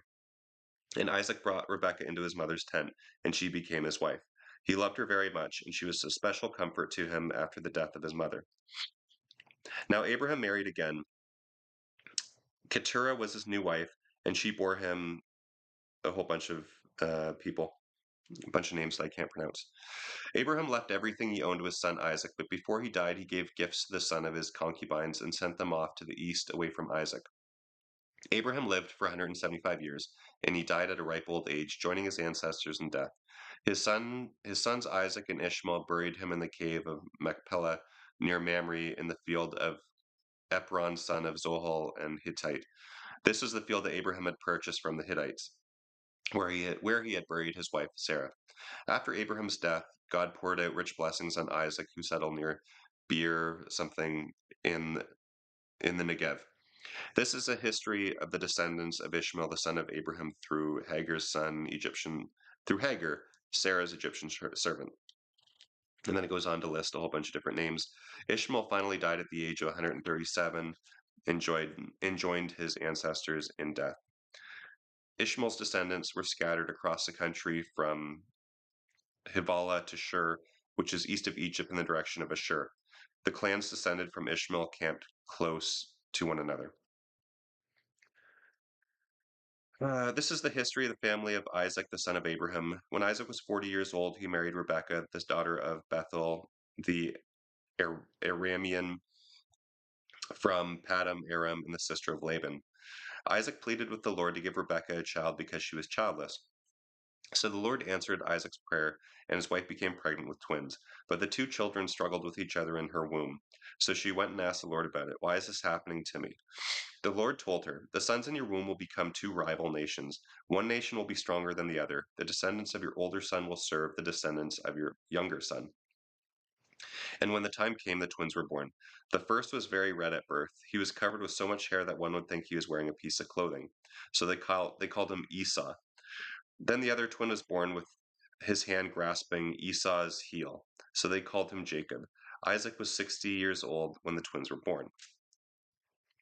As the boys grew up, Esau became a skillful hunter, a man of the open fields, while Jacob was the kind of person who liked to stay at home. Isaac loved Esau in particular because of the wild game he brought home, but Rebekah favored Jacob. One day when Jacob was cooking some stew, Esau arrived home exhausted and hungry from a hunt. Esau said to Jacob, I am starved. Give me some of that red stew you made. Jacob replied, all right, but trade me your birthright for it. Look, I'm dying of starvation, said Esau. What good is my birthright to me now? So Jacob insisted, well then, swear to me right now that it is mine. So Esau swore on an oath, thereby selling all his rights as a firstborn to his younger brother. Then Jacob gave Esau some bread and lentil stew. Esau ate and drank and went about his business, indifferent to the fact that he had given up his birthright. Now a severe famine struck the land as had happened before in Abraham's time. So Isaac moved to Gerar, where Abimelech, king of the Philistines, lived. Then the Lord appeared to him there and said, do not go to Egypt. Do as I say and stay here in this land. If you do, I will be with you and bless you. I will give all this land to you and your descendants, just as I solemnly promised Abraham your father. I will cause your descendants to become as numerous as the stars, and I will give them all these lands. And through your descendants, all the nations of the earth will be blessed. I will do this because Abraham listened to me and obeyed all my requirements, commands, regulations, and laws. So Isaac stayed in Gerar, and when the men there asked him about Rebekah, he said, she is my sister. He was afraid to admit that she was his wife. He thought they would kill him to get her, because she was very beautiful. But some time later, Abimelech, king of the Philistines, looked out a window and saw Isaac fondling Rebekah. Abimelech called for Isaac and exclaimed, she is obviously your wife. Why did you say she was your sister? Because I was afraid someone would kill me to get her from me, Isaac replied. How could you treat us this way? Abimelech exclaimed. Someone might have taken your wife and slept with her, and you would have made us guilty of great sin. Then Abimelech made a public proclamation. Anyone who harms this man or his wife will die. That year, Isaac's crops were tremendous. He harvested 100 times more grain than he planted, for the Lord blessed him. He became a rich man, and his wealth only continued to grow. He acquired large flocks of sheep and goats, great herds of cattle, and many servants. Soon the Philistines became jealous of him, and they filled up all of Isaac's wells with earth. These were the wells that had been dug by the servants of his father Abraham. And Abimelech asked Isaac to leave the country. Go elsewhere, he said, for you have become too rich and powerful for us. So Isaac moved to the Gerar Valley and lived there instead.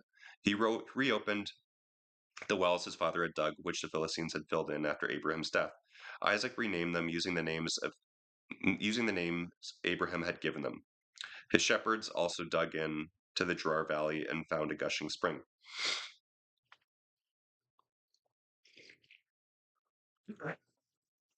But then the local shepherds came and claimed the spring. This is our water, they said, and they argued over it with Isaac's herdsmen. So Isaac named the well Argument because they had argued about it with him.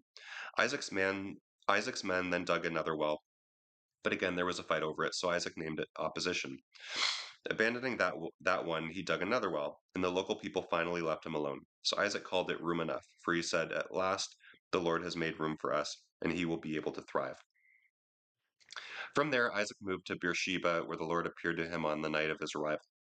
"I am the God of your father Abraham," he said. "Do not be afraid, for I am with you and will bless you. I will give you many descendants, and they will become a great nation. I will do this because of my promise to Abraham, my servant." Then Isaac built an altar there and worshipped the Lord. He set up his camp at that place, and his servants dug a well. One day Isaac had visitors from Gerar. King Abimelech arrived with his advisor Ahuzah, also Phicol, his army commander. "Why have you come?" Isaac asked them. "This is obviously no friendly visit, since you sent me away from your land in the most unfriendly way." They replied, "We can plainly see that the Lord is with you, so we decided we should have a treaty, a covenant between us. Swear that you will not harm us, just as we did not harm you. We have always treated you well, and we sent you away from us in peace. And now look how the Lord has blessed you." So Isaac prepared a great feast for them, and they ate and drank in preparation for the treaty ceremony. Early the next morning, they each took a solemn oath of non-aggression. Then Isaac sent them home again in peace. That very day, Isaac's servants came and told him about a well that they had dug.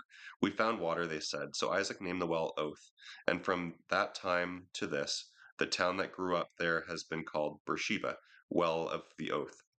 At the age of 40, Esau married a young woman named Judith, the daughter of Beri the Hittite. He also married Basemath, the daughter of Elon the Hittite. But Esau's wives made life miserable for Isaac and Rebekah. When Isaac was old and almost blind, he called for Esau, his older son, and said, "My son." "Yes, father," Esau replied. I am an old man now." Isaac said, I'm going to repeat that. "I am an old man now," Isaac said, "and I expect every day to be my last. Take your bow and a quiver full of arrows out into the open country and hunt some wild game for me. Prepare it just as I like it, so it's savory and good, and bring it here for me to eat. Then I will pronounce the blessing that belongs to you, my firstborn son, before I die." But Rebekah overheard this conversation, so when Esau left to hunt for the wild game, she said to her son Jacob, "I overheard your father asking Esau to prepare him a delicious meal of wild game. He wants to bless Esau in the Lord's presence before he dies. Now, my son, do exactly as I tell you. Go out to the flocks and bring me 2 fine young goats. I will prepare your father's favorite dish from them. Take the food to your father, then he can eat it and bless you instead of Esau before he dies." "But mother," Jacob replied, "he won't be fooled that easily. Think of how hairy Esau is and how smooth my skin is. What if my father touches me? He'll see that I'm trying to trick him, and he'll curse me instead of blessing me." "Let the curse fall on me, dear son," said Rebekah. "Just do what I tell you. Go out and get the goats." So Jacob followed his mother's instructions, bringing her the 2 goats. She took them and cooked a delicious meat dish just the way Isaac liked it. Then she took Esau's best clothes, which were there in the house, and dressed Jacob with them. She made him a pair of gloves from the hairy skin of the young goats, and fastened a strip of the goat's skin around his neck. Then she gave him a meat dish with its rich aroma, and some freshly baked bread. Jacob carried the platter of food to his father and said,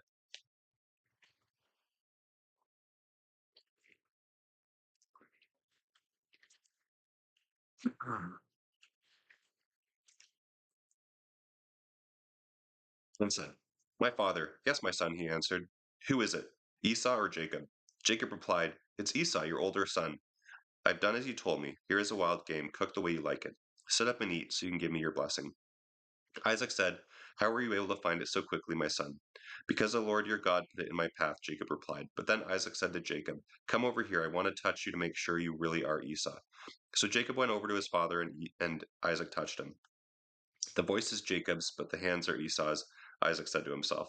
But he did not recognize Jacob because Jacob's hands felt hairy just like Esau's. So Isaac pronounced his blessing on Jacob. "Are you really my son Esau?" he asked. "Yes, of course," Jacob replied. Then Isaac said, "Now, my son, bring me the meat. I will eat it, and I will give you your blessing. I will give you my blessing." So Jacob took the food over to his father, and Isaac ate it. He also drank the wine that Jacob served him. Then Isaac said, "Come here and kiss me, my son." So Jacob went over and kissed him. Then Isaac caught the smell of his clothes. And when Isaac caught the smell of his clothes, he was finally convinced, and he blessed his son. He said, the smell of my son is the good smell of the open fields that the Lord has blessed. May God always give you plenty of dew for healthy crops and good harvests of grain and wine. May many nations become your servants. May you be the master of your brothers. May all your mother's sons bow low before you. All who curse you are cursed, and all who bless you are blessed. As soon as Isaac had blessed Jacob, and almost before Jacob had left his father, Esau returned from his hunting trip. Esau prepared his father's favorite dish and brought it to him. Then he said, "I'm back, father, and I have the wild game. Sit up and eat so you can give me your blessing." But Isaac asked him, "Who are you?" "Why, it's me, of course," he replied. "It's Esau, your older son." Isaac began to tremble uncontrollably and said, "Then who was it that just served me wild game? I've already eaten it, and I blessed him with an irrevocable blessing before you came." When Esau understood, he let out a loud cry and a loud and bitter cry. "Oh, my father, bless me too," he begged. But Isaac said, "Your brother was here, and he tricked me. He has carried away your blessing." Isaac Esau said bitterly, "No wonder his name is Jacob, for he has deceived me twice, first taking my birthright and now stealing my blessing. Oh, haven't you saved even one blessing for me?"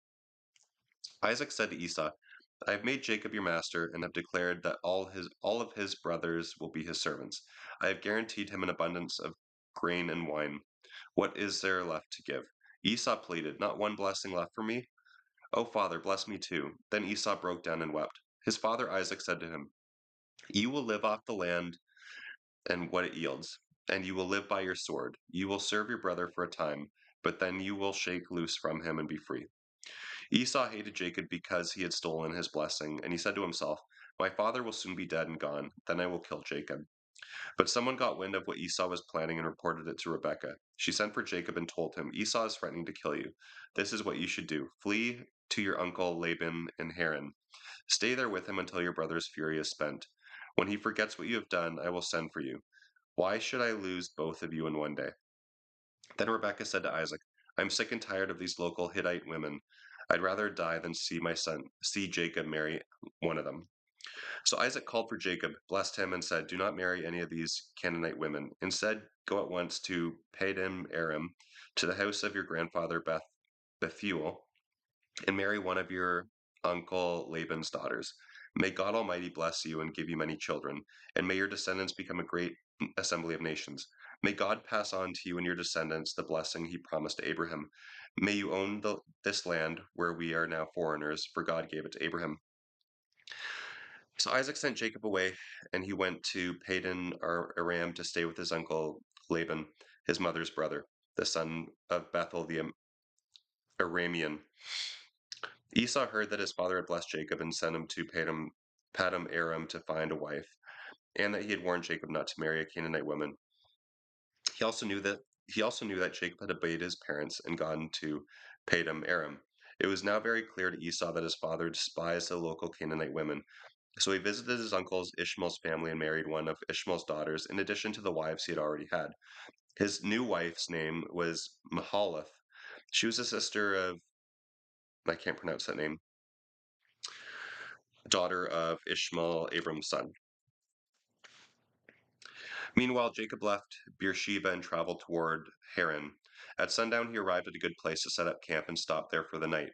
Jacob found a stone for a pillow and lay down to sleep. As he slept, he dreamt of a stairway that reached from earth to heaven, and he saw the angels of God going up and down on it. At the top of the stairway stood the Lord, and he said, "I am the Lord, the God of your grandfather Abraham and the God of your father Isaac. The ground you are lying on belongs to you. I will give it to you and your descendants. Your descendants will be as numerous as the dust of the earth. They will cover the land from east to west and from north to south. All the families of the earth will be blessed through you and your descendants. What's more, I will be with you, and I will protect you wherever you go. I will someday bring you safely back to this land.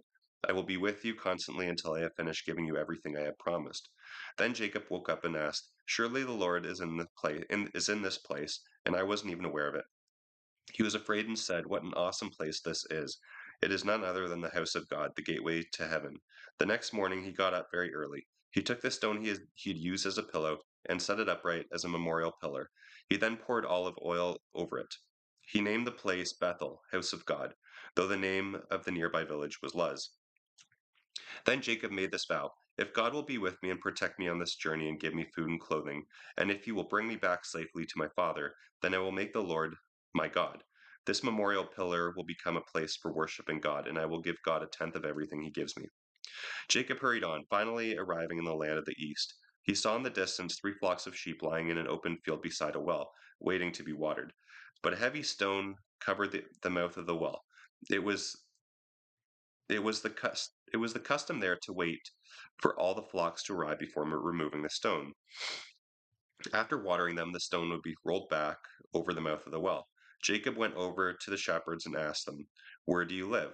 "At Haran," they said. "Do you know a man there named Laban, the grandson of Nahor?" "Yes, we do," they replied. "How is he?" Jacob asked. "Well, sorry, he's well and prosperous. Look, here comes his daughter Rachel with the sheep." "Why don't you water the flocks so they can get back to grazing?" Jacob asked. "They'll be hungry if you stop so early in the day." "We don't roll away the stone and begin watering until all the flocks and shepherds are here," they replied. As this conversation was going on, Rachel arrived in her father's sheep, for she was a shepherd. And because she was his cousin, the daughter of his mother's brother, and because the sheep were his uncle's, Jacob went over to the well and rolled away the stone and watered his uncle's flock. Then Jacob kissed Rachel, and tears came to his eyes. He explained that he was her cousin on her father's side, her aunt Rebekah's son. So Rachel quickly ran and told her father Laban. As soon as Laban heard about Jacob's arrival, he rushed out to meet him and greeted him warmly. Laban then brought him home, and Jacob told him his story. "Just think, my very own flesh and blood," Laban exclaimed. After Jacob had been there about a month, Laban said to him, "You shouldn't work for me without pay just because we are relatives. How much do you want?" Now Laban had 2 daughters, Leah, who was the oldest, and her younger sister, Rachel. Leah had pretty eyes, but Rachel was beautiful in every way, with a lovely face and shapely figure. Since Jacob was in love with Rachel, he told her father, "I'll work for you for 7 years if you'll give me Rachel, your younger daughter, as my wife." "Agreed," Laban said. I'll give her to you rather than someone outside the family." So Jacob spent the next 7 years working to pay for Rachel, but his love for her was so strong that it seemed to him but a few days. Finally, the time came for him to marry her. "I have fulfilled my contract," Jacob said to Laban. "Now give me my wife so we can be married." So Laban invited everyone in the neighborhood to celebrate with Jacob at a wedding feast. That night, when it was dark, Laban took Leah to Jacob, and he slept with her. And Laban gave Leah a servant, Jilpah, to be her maid. But when Jacob woke up in the morning, it was Leah. "What sort of trick is this?" Jacob raged at Laban. "I worked 7 years for Rachel. What do you mean by this trickery?" "It's not our custom to marry off a younger daughter ahead of her firstborn," Laban replied. "Wait until the bridal week is over, and you can have Rachel too. That is, if you promise to work another 7 years for me." So Jacob agreed to work 7 more years. A week after Jacob had married Leah, Laban gave gave him Rachel too. And Laban gave Rachel a servant, Bilhah, to be her maid. So Jacob slept with Rachel too, and he loved her more than Leah. Then he stayed and worked the additional 7 years. But because Leah was unloved, the Lord let her have a child, and while Rachel was childless. So Leah became pregnant and had a son. She named him Reuben, for she said, "The Lord has noticed my misery, and now my husband will love me." She soon became pregnant again and had another son. She named him Simeon, for she said, "The Lord has heard that I am unloved and has given me another son." Again she became pregnant and had a son. She named him Levi, for she said, "Surely now my husband will feel affection for me, since I have given him 3 sons." Once again she became pregnant, and she had a son. She named him Judah, for she said, "Now I will praise the Lord." And then she stopped having children. When Rachel saw that she wasn't having any children, she became jealous of her sister. "Give me children, or I will die," she exclaimed to Jacob. Jacob flew into a rage. "Am I God?" he asked. "He is the only one able to give you children." Then Rachel told him, "Sleep with my servant Bilhah, and she will bear children for me." So Rachel gave him Bilhah to be his wife, and Jacob slept with her. Bilhah became pregnant and presented him with a son. Rachel named him Dan, for she said, "God has vindicated me. He has heard my request and given me a son." Then Bilhah became pregnant again and gave Jacob a second son. Rachel named him Neph- Nephatila. She said, "I have given him an intense struggle with my sister, and I am winning." Meanwhile, Leah realized that she wasn't getting pregnant anymore, so she gave her servant Zilpah to Jacob to be his wife. Soon Zilpah presented him with another son. Leah named him to God, for she said, "How fortunate am I!" And then Zilpah produced a second son, and Leah named him Asher, for she said, "What joy is mine! The other women will still consider me happy instead." And excuse me, what joy is mine! The other women will consider me happy indeed. One day during the wheat harvest, Reuben found mandrakes growing in a field and brought the roots to his mother Leah. Rachel begged Leah to give some of them to her, but Leah angrily replied, "Wasn't it enough that you stole my husband? Now will you steal my son's mandrake roots too?" Rachel said, "I will let him sleep with you tonight in exchange for the mandrake roots." So that evening, as Jacob was coming home from the fields, Leah went out to meet him. "You must sleep with me tonight," she said. "I have paid for you with some mandrake roots my son has found." So Jacob slept with her, and God answered her prayers. She became pregnant again and gave birth to her fifth son. She named him Issachar, for she said, "God has rewarded me for giving my servant to my husband as a wife." Then she became pregnant again and had a sixth son. She named him Zebulun, for she said, "God has given me good gifts for my husband. Now he will honor me, for I have given him six sons." Later she gave birth to a daughter and named her Dinah. Then God remembered Rachel's plight and answered her prayers by giving her a child.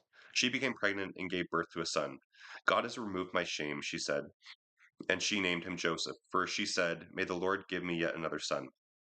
Soon after Jacob was born to Rachel, Jacob said to Laban, "I want to go back home. Let me take my wives and children, for I have earned them from you, and let me be on my way. You know I have fully paid for them with my service to you." "Please don't leave me," Laban said, "for I have learned by divination that the Lord has blessed me because you were here. How much do I owe you?" "Whatever it is, I'll pay it." Jacob replied, "You know how faithfully I've served you throughout these many years, and how your flocks and herds have grown. You had little indeed before I came, and your wealth has increased enormously. The Lord has blessed you from everything I do. But now, what about me?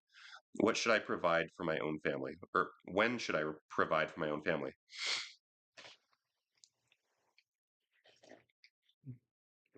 Ah. "What wages do you want?" Laban asked again. Jacob replied, "Don't give me anything at all. Just do one thing, and I'll go back to work for you. Let me go out among your flocks today and remove all the sheep and goats that are speckled or spotted, along with the dark-colored sheep. Give them to me as my wages. This will make it easy for you to see whether or not I have been honest. If you find in my flock any white sheep or goats that are not speckled, you will know that I have stolen them from you." "All right," Laban replied. "It will be as you have said." But that very day Laban went out and removed all the male goats that were speckled and spotted, the females that were speckled and spotted with any white patches, and the dark-colored sheep. He placed them in the care of his sons, and they took them 3 days distance from where Jacob was. Meanwhile, Jacob stayed and cared for Laban's flock. Now Jacob took flesh shoots from poplar, almond, and plane trees and peeled off the strips of the bark to make white streaks on them. Then he set up these peeled branches beside the watering troughs so Laban's flocks would see them as they came out to drink, for that was what they had mated. For that was when they mated.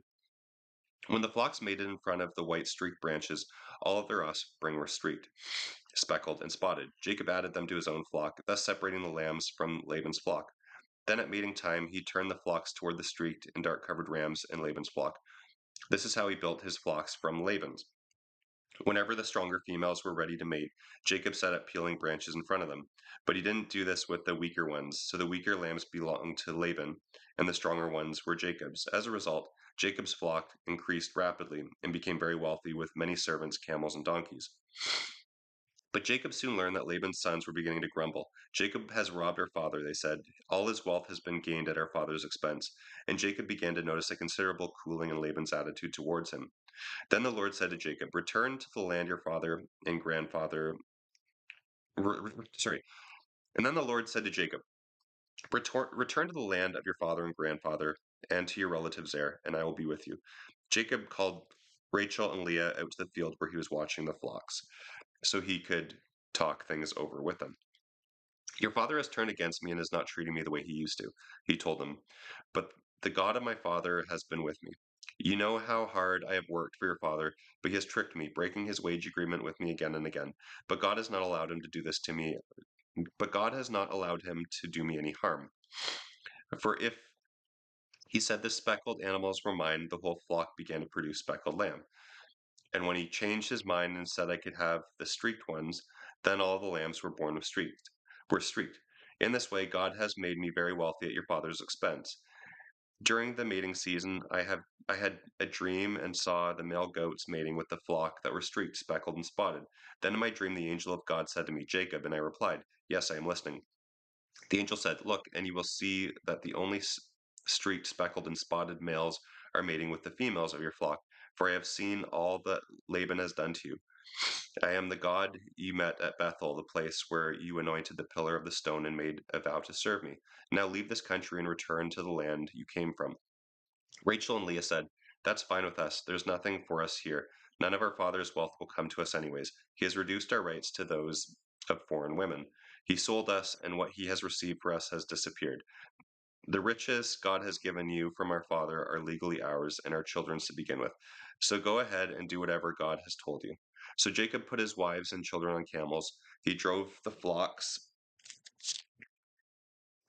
in front of him, all the livestock he had acquired at Padam Aram, and set out on his journey to the land of Canaan where his father Isaac lived. At the time they left, Laban was some distance away shearing his sheep. Rachel stole her father's household gods and took them with her. They set out secretly and never told Laban they were leaving. Jacob took all his possessions with him and crossed the Euphrates River, heading for the territory of Gilead. Laban didn't learn of their flight for 3 days, but when he did, he gathered a group of his relatives and set out in hot pursuit. He caught up with them 7 days later in the hill country of Gilead.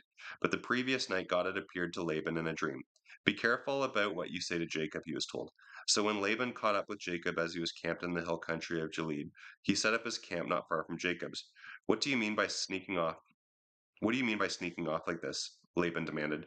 Are my daughters prisoners, a plunder of war that you have stolen them away like this?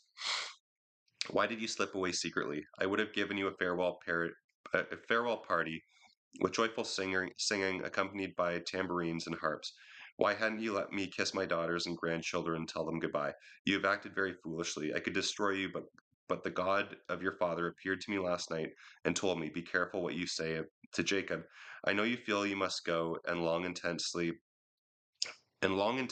for your childhood home. But why have you stolen my household gods?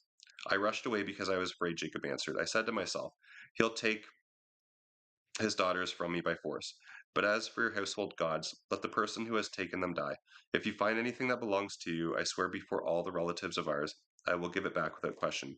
But Jacob didn't know that Rachel had taken them.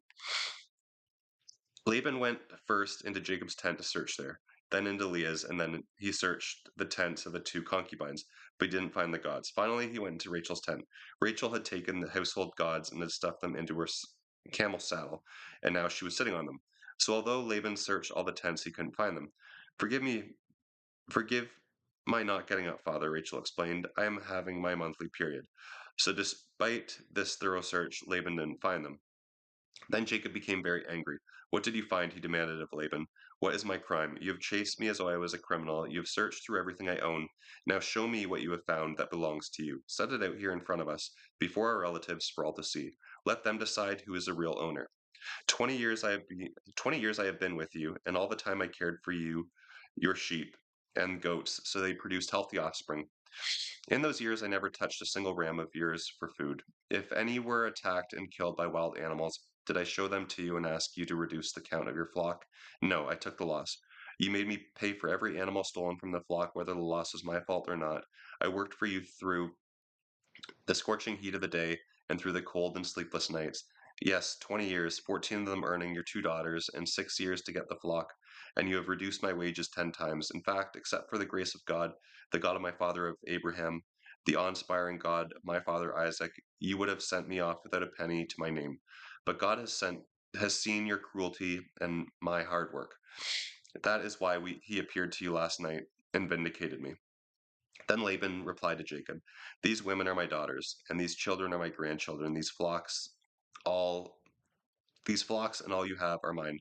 But what can I do now that my own daughters and grandchildren? What can I do now to my own daughters and grandchildren? Come now, and we will make a peace treaty, you and I will live by its terms. So Jacob took a stone and set it up by a monument. He also told his men to gather stones and pile them in a heap. Jacob and Laban then sat down beside a pile of stones to share a meal. They named it Witness Pile, which is Jager Sata in Laban's language, something. This pile of stones will stand as a witness to remind us of our agreement, Laban said. This place was also called Mitzpah, for Laban said, May the Lord keep watch between us to make sure that we keep this treaty when we are out of each other's sight. I won't know about it if you are harsh to my daughters or if you take other wives, but God will see it. This heap of stones and this pillar stand between us as a witness of our vows. I will not cross this line to harm you, and you will not cross it to harm me. I call on the God of our ancestors, the God of your grandfather Abraham, and the God of my grandfather Nahor, to punish either one of us who harms the other. So Jacob took an oath before the awesome God of his father Isaac to respect the boundary line. Then Jacob presented sacrifice to God and invited everyone to feast. Afterward, they spent the night there in the hills. Laban got up early the next morning and he kissed his daughters and grandchildren and blessed them. Then he returned home. As Jacob and his household started on their way again, angels of God came to meet him. When Jacob saw them, he exclaimed, This is God's camp. So he named the place Mahanaim. Jacob now sent messengers to his brother Esau in Odom in the land of Seir. He told them, Give this message to my master Esau. Humble greetings from your servant Jacob. I have been living in Uncle Laban until Laban I've been living with Uncle Laban until recently, and now I own oxen, donkeys, sheep, goats, and many servants, both men and women. I have sent these messengers to inform you of my coming, hoping that you will be friendly to us. The messengers returned with the news that Esau was on his way back to meet Jacob, with an army of 400 men. Jacob was terrified at the news. He divided his household along with his flocks and herds and camels into two camps. He thought, if Esau attacks one group, perhaps the other can escape. Then Jacob prayed, O God of my father Abraham and my father Isaac, O Lord, you told me to return to my land and to my relatives, and you promised to treat me kindly. I am not worthy of all the faithfulness and unfailing love you have shown to me, your servant. When I left home, I own nothing except a walking stick, and now my household fills two camps. O Lord, please rescue me from my brother Esau. I am afraid that he is coming to kill me along with my wives and children, but you promised to treat me kindly and to multiply my descendants until they become as numerous as the sands along the seashore, too many to count. Jacob stayed where he was for the night and prepared a present for Esau 200 female goats, 20 male goats, 200 ewes, 20 rams, 13 female camels with their young, 40 cows, 10 bulls, 20 female donkeys, and 10 male donkeys. He told the servant to lead them on ahead, each group of animals by itself, separated by a distance in between. He gave these instructions to the men leading the first group. When you meet Esau, he will ask, Where are you going? Whose servants are you? Whose animals are these? You should reply, These belong to your servant Jacob. They are a present for his master Esau. He is coming right behind us. Jacob gave the same instructions to each of his herdsmen and told them, You are all to say the same thing to Esau when you see him, and be sure to say, Your servant Jacob is right behind us. Jacob's plan was to appease Esau with presents before meeting him face to face. Perhaps Jacob hoped he will be friendly to us. So the presents were sent on ahead, and Jacob spent the night in his camp. But during the night, Jacob got up and sent his 2 wives, 2 concubines, and 11 sons across the Jacob River. After they were on the other side, he sent all of his possessions. This left Jacob all alone in his camp, and a man came and wrestled with him until dawn. When the man saw that he couldn't win the match, he struck Jacob's hip and knocked it out of joint at the socket. Then the man said, Let me go, for it is dawn. But Jacob panted, I will not let you go unless you bless me. What is your name? The man asked. He replied, Jacob. Your name will no longer be Jacob, the man told him. It is now Israel, because you have struggled with both God and men and have won. What is your name? Jacob asked him. Why do you ask? The man replied. Then he blessed Jacob there.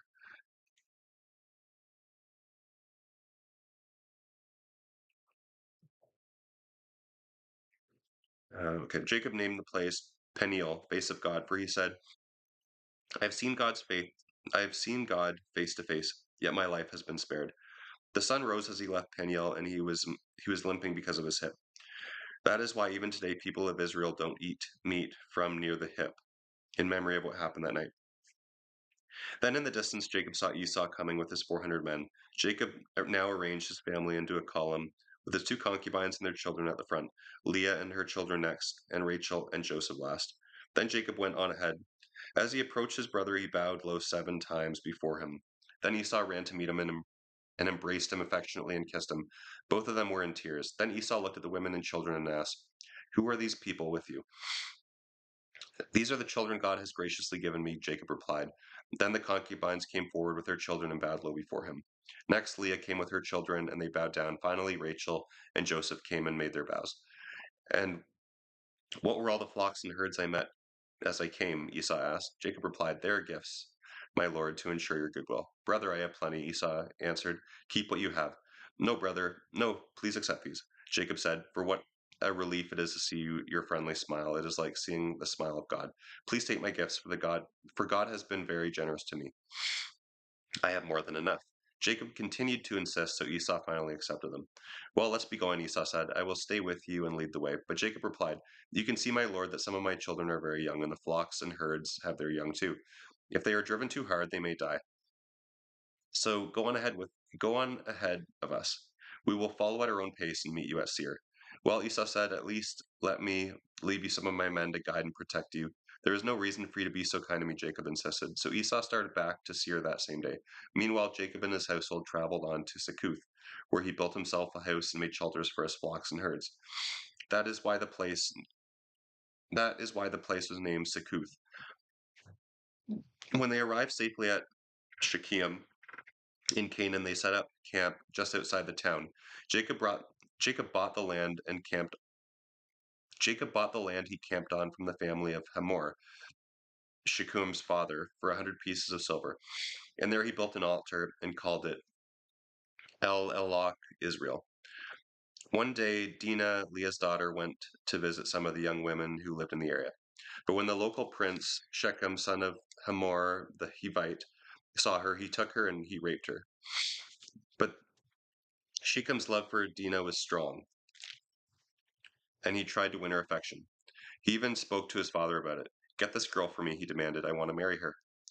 Word soon reached Jacob that his daughter had been defiled, but his sons were out in the fields herding cattle, so he did nothing until they returned. Meanwhile, Hamor, Shechem's father, came out to discuss the matter with Jacob. He arrived just as Jacob's sons were coming in from the fields. They were shocked and furious that their sister had been raped. Shechem had done a disgraceful thing against Jacob's family, a thing that should never have been done. Hamor told Jacob and his sons, "My son Shechem is truly in love with your daughter, and he longs for her to be his wife. Please let him marry her. We invite you to let your daughters marry our sons, and we will give you daughters as wives for your young men. And you may live among us. The land is open to you. Settle here and trade with us. You are free to acquire property among us."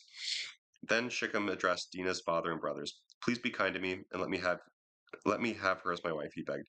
"I will give you whatever you require. No matter what dowry or gift you demand, I will pay it. Only give me the girl as my wife." But Dinah's brother deceived Shechem and Hamor because of what Shechem had done to their sister.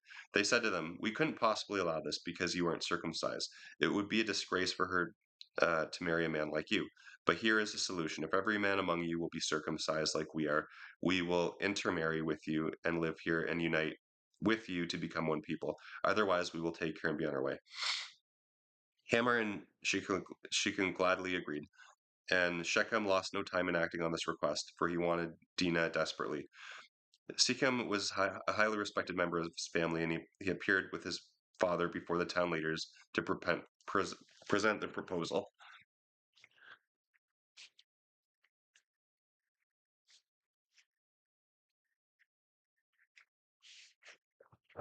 Need a drink? It's cold as killing me.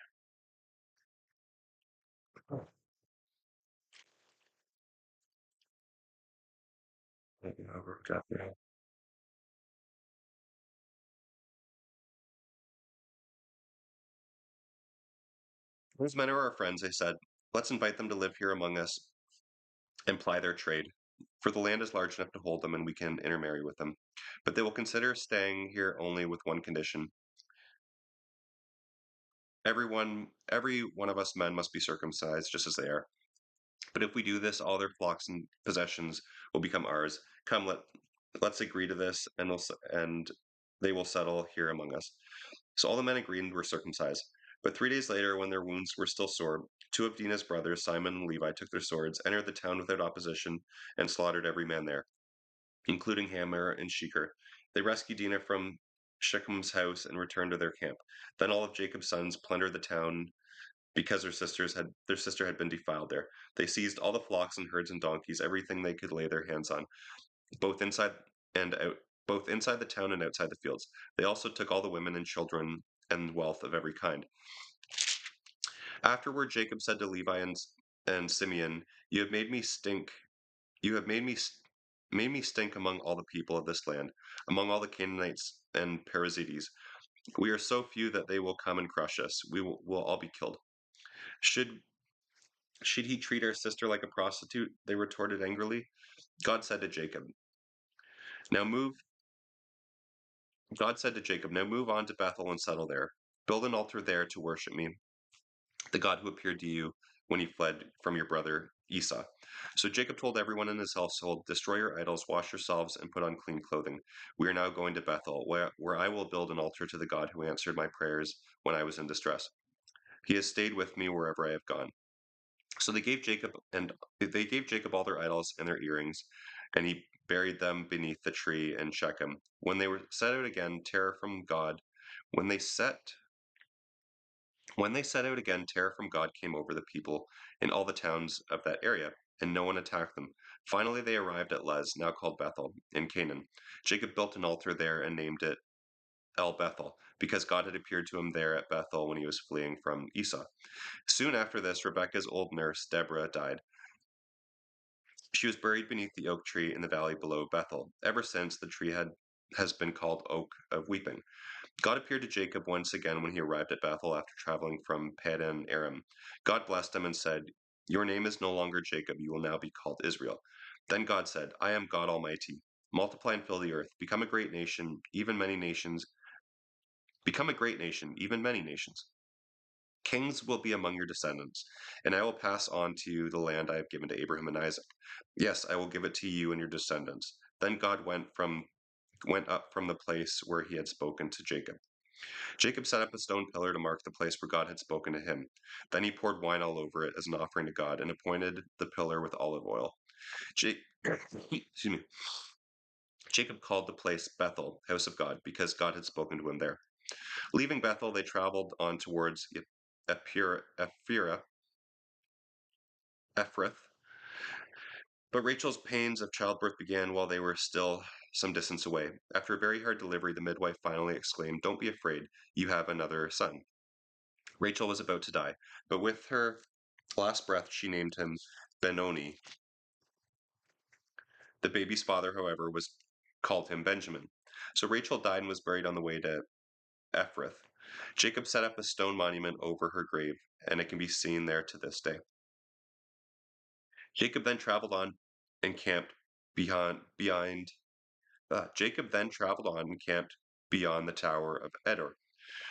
While he was there, Reuben slept with Bilhah, his father's concubine, and someone told Jacob about it. And then it goes on to list the names of the 12 sons of Jacob. So Jacob came home to his father Isaac in Mamre, which is near Kiriath Arba, where Abraham had also lived. Isaac lived for 180 years, and he died at a ripe old age, joining his ancestors in death. Then his sons Esau and Jacob buried him. This is the history of the descendants of Esau. Esau married two young women from Canaan. And it just goes on for a list of names. Then Esau took his wives, children, household servants, cattle, and flocks, all of his wealth that he had gained in the land of Canaan, and moved away from his brother Jacob. There was not enough land to support them both because of all their cattle and livestock, so Esau settled in the hill country of Seir. And then it goes on to list the names of descendants.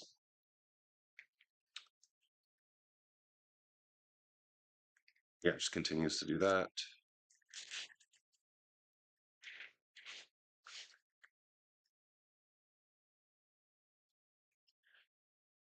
So Jacob settled again in the in the land of Canaan, where his father had lived. This is the history of Jacob's family. When Jacob was 17 years old, he often tended his father's flocks with his half brothers, the sons of his father's wives, Bilhah and Zilpah. But Joseph reported to his father some of the bad things his brothers were doing. Now Jacob loved Joseph more than any of his other brothers because Joseph had been born to him in his old age. So one day he gave Joseph a special gift, a beautiful robe. But his brothers hated Joseph because of their father's partiality. They couldn't say a kind word to him. One night, Joseph had a dream and promptly reported the details to his brothers, causing them to hate him even more. Listen to this dream, he announced. We were out in the field tying up bundles of grain. My bundle stood up, and then your bundles all gathered around and bowed low before it. So you are going to be our king, are you? His brothers taunted. They hated him all the more for his dream and what he had said. Then Joseph had another dream and told his brothers about it. Listen to this dream, he said. The sun, moon, and 11 stars bowed low before me. Then he told his father, as well as his brothers, and his fathers rebuked him. What do you mean? His father asked. Will your mother, your brothers, and I actually come and bow low before you? Bow before you? But while his brothers were jealous of Joseph, his father gave it some thought and wondered what it all meant. Soon after this, Joseph's brothers went to pasture their father's flocks at Shechem. When they had been gone for some time, Jacob said to Joseph, your brothers are over at Shechem with the flocks. I'm going to send you to them. I'm ready to go, Joseph replied. Go and see how your brothers and the flocks are getting along, Jacob said.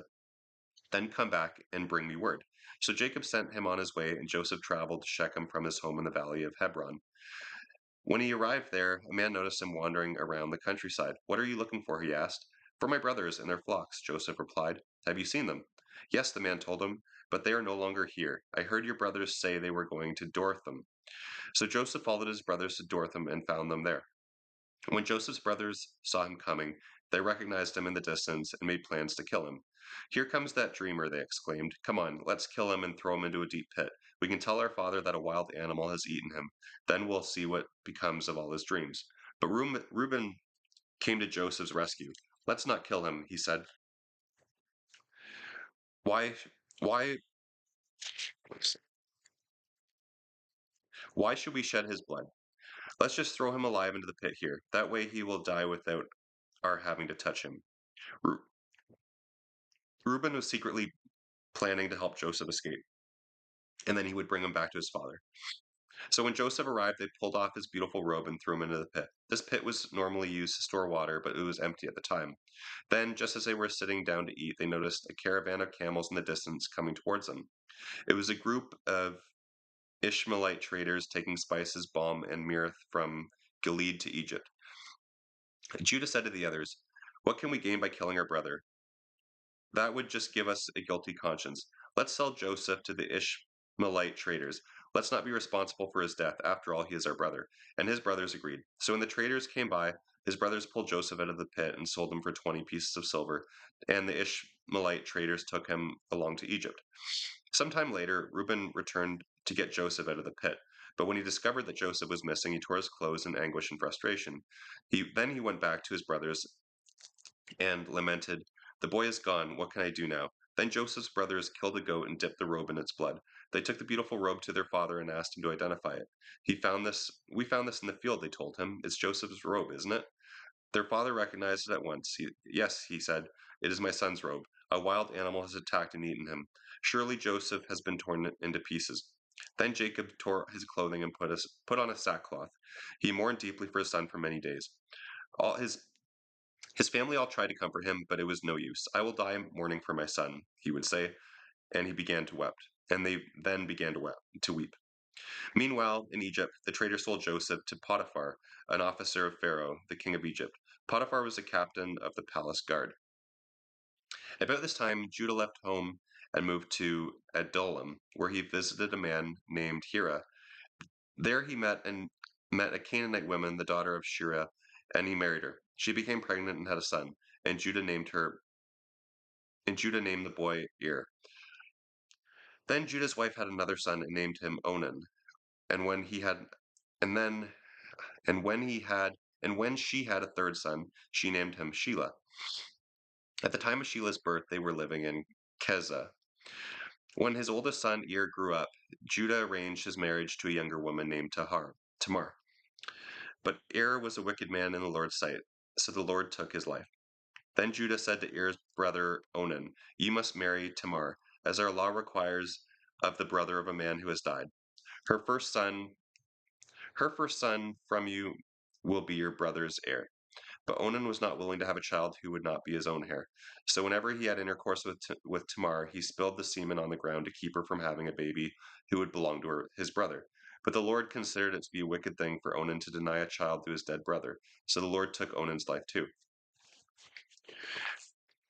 Then Judah told Tamar, his daughter-in-law, not to marry again at that time, but to return to her parents' home. She was to remain a widow until his younger brother. Sorry, she was to remain a widow until his youngest son Shelah was old enough to marry her. But Judah didn't really intend to do this because he was afraid Shelah would also die, like his two brothers. So Tamar went home to her parents. In the course of time, Judah's wife died. After the time of mourning was over, Judah sent his friend Hira the Adulamite went to Tamar to supervise the shearing of his sheep. Someone told Tamar that her father-in-law had left for the sheep shearing at Timnah. Tamar was aware that Shelah had grown up, but they had not called her to come and marry him. So she changed out of her widow's clothing and covered herself with a veil to disguise herself. Then she sat beside the road at the entrance to the village of Enaim, which is on the way to Timnah. Judah noticed her as he went by and thought she was a prostitute, since her face was veiled. So he stopped and propositioned her to sleep with him, not realizing that she was his own daughter-in-law. "How much will you pay me?" Tamar asked. "I'll send you a goat from my flock," Judah promised. "What pledge will you give me so that I can be sure you will send it?" she asked. "Well, what do you want?" he inquired. She replied, "I want your identification seal, your cord, and the walking stick you are carrying." So Judah gave these items to her, and she let him sleep with her, and she became pregnant. Afterward, after afterward she went home, took off her veil, and put on her widow's clothing as usual. Judah asked his friend Hira, the Amorite, to take the young goat back to her and to pick up the pledges he had given her. But Hira couldn't find her. So he asked the men who had lived there, "Where can I find the prostitute who is sitting beside the road at the entrance to the village?" "We've never had a prostitute here," they replied. So Hira returned to Judah and told him that he couldn't find her anywhere and that the men of the village had claimed they didn't have a prostitute there. "Then let me keep the pledges," Judah exclaimed. "We tried our best to send her the goat. We'd be the laughing stock of the village if we went back again." About 3 months later, word reached Judah that Tamar, his daughter-in-law, was pregnant as a result of the prostitution. "Bring her out and burn her," Judah shouted. But as they were taking her out to kill her, she sent this message to her father-in-law. But as they were taking her out to, yeah, "The man who owns this identification seal and walking stick is the father of my child. Do you recognize them?" Judah admitted that they were his and said, "She is more in the right than I am, because I didn't keep my promise to let her marry my son Shelah." But Judah never slept with Tamar again. In due season, the time of Tamar's delivery arrived, and she had twin sons. As they were being born, one of them reached out his hand, and the midwife tied a scarlet thread around the wrist of the child who appeared first, saying, "This one came out first." But then he drew back his hand, and the other baby was actually the first to be born. "What?" the midwife exclaimed. "How did you break out first?" And ever after he was called Perez. Then the baby with the scarlet thread on his wrist was born, and he was named Zerah. Now when Joseph arrived in Egypt with the Ishmaelite traders, he was purchased by Potiphar, a member of the personal staff of Pharaoh, the king of Egypt. Potiphar was a captain of the palace guard. The Lord was with Joseph and blessed him greatly as he served in the home of his Egyptian master.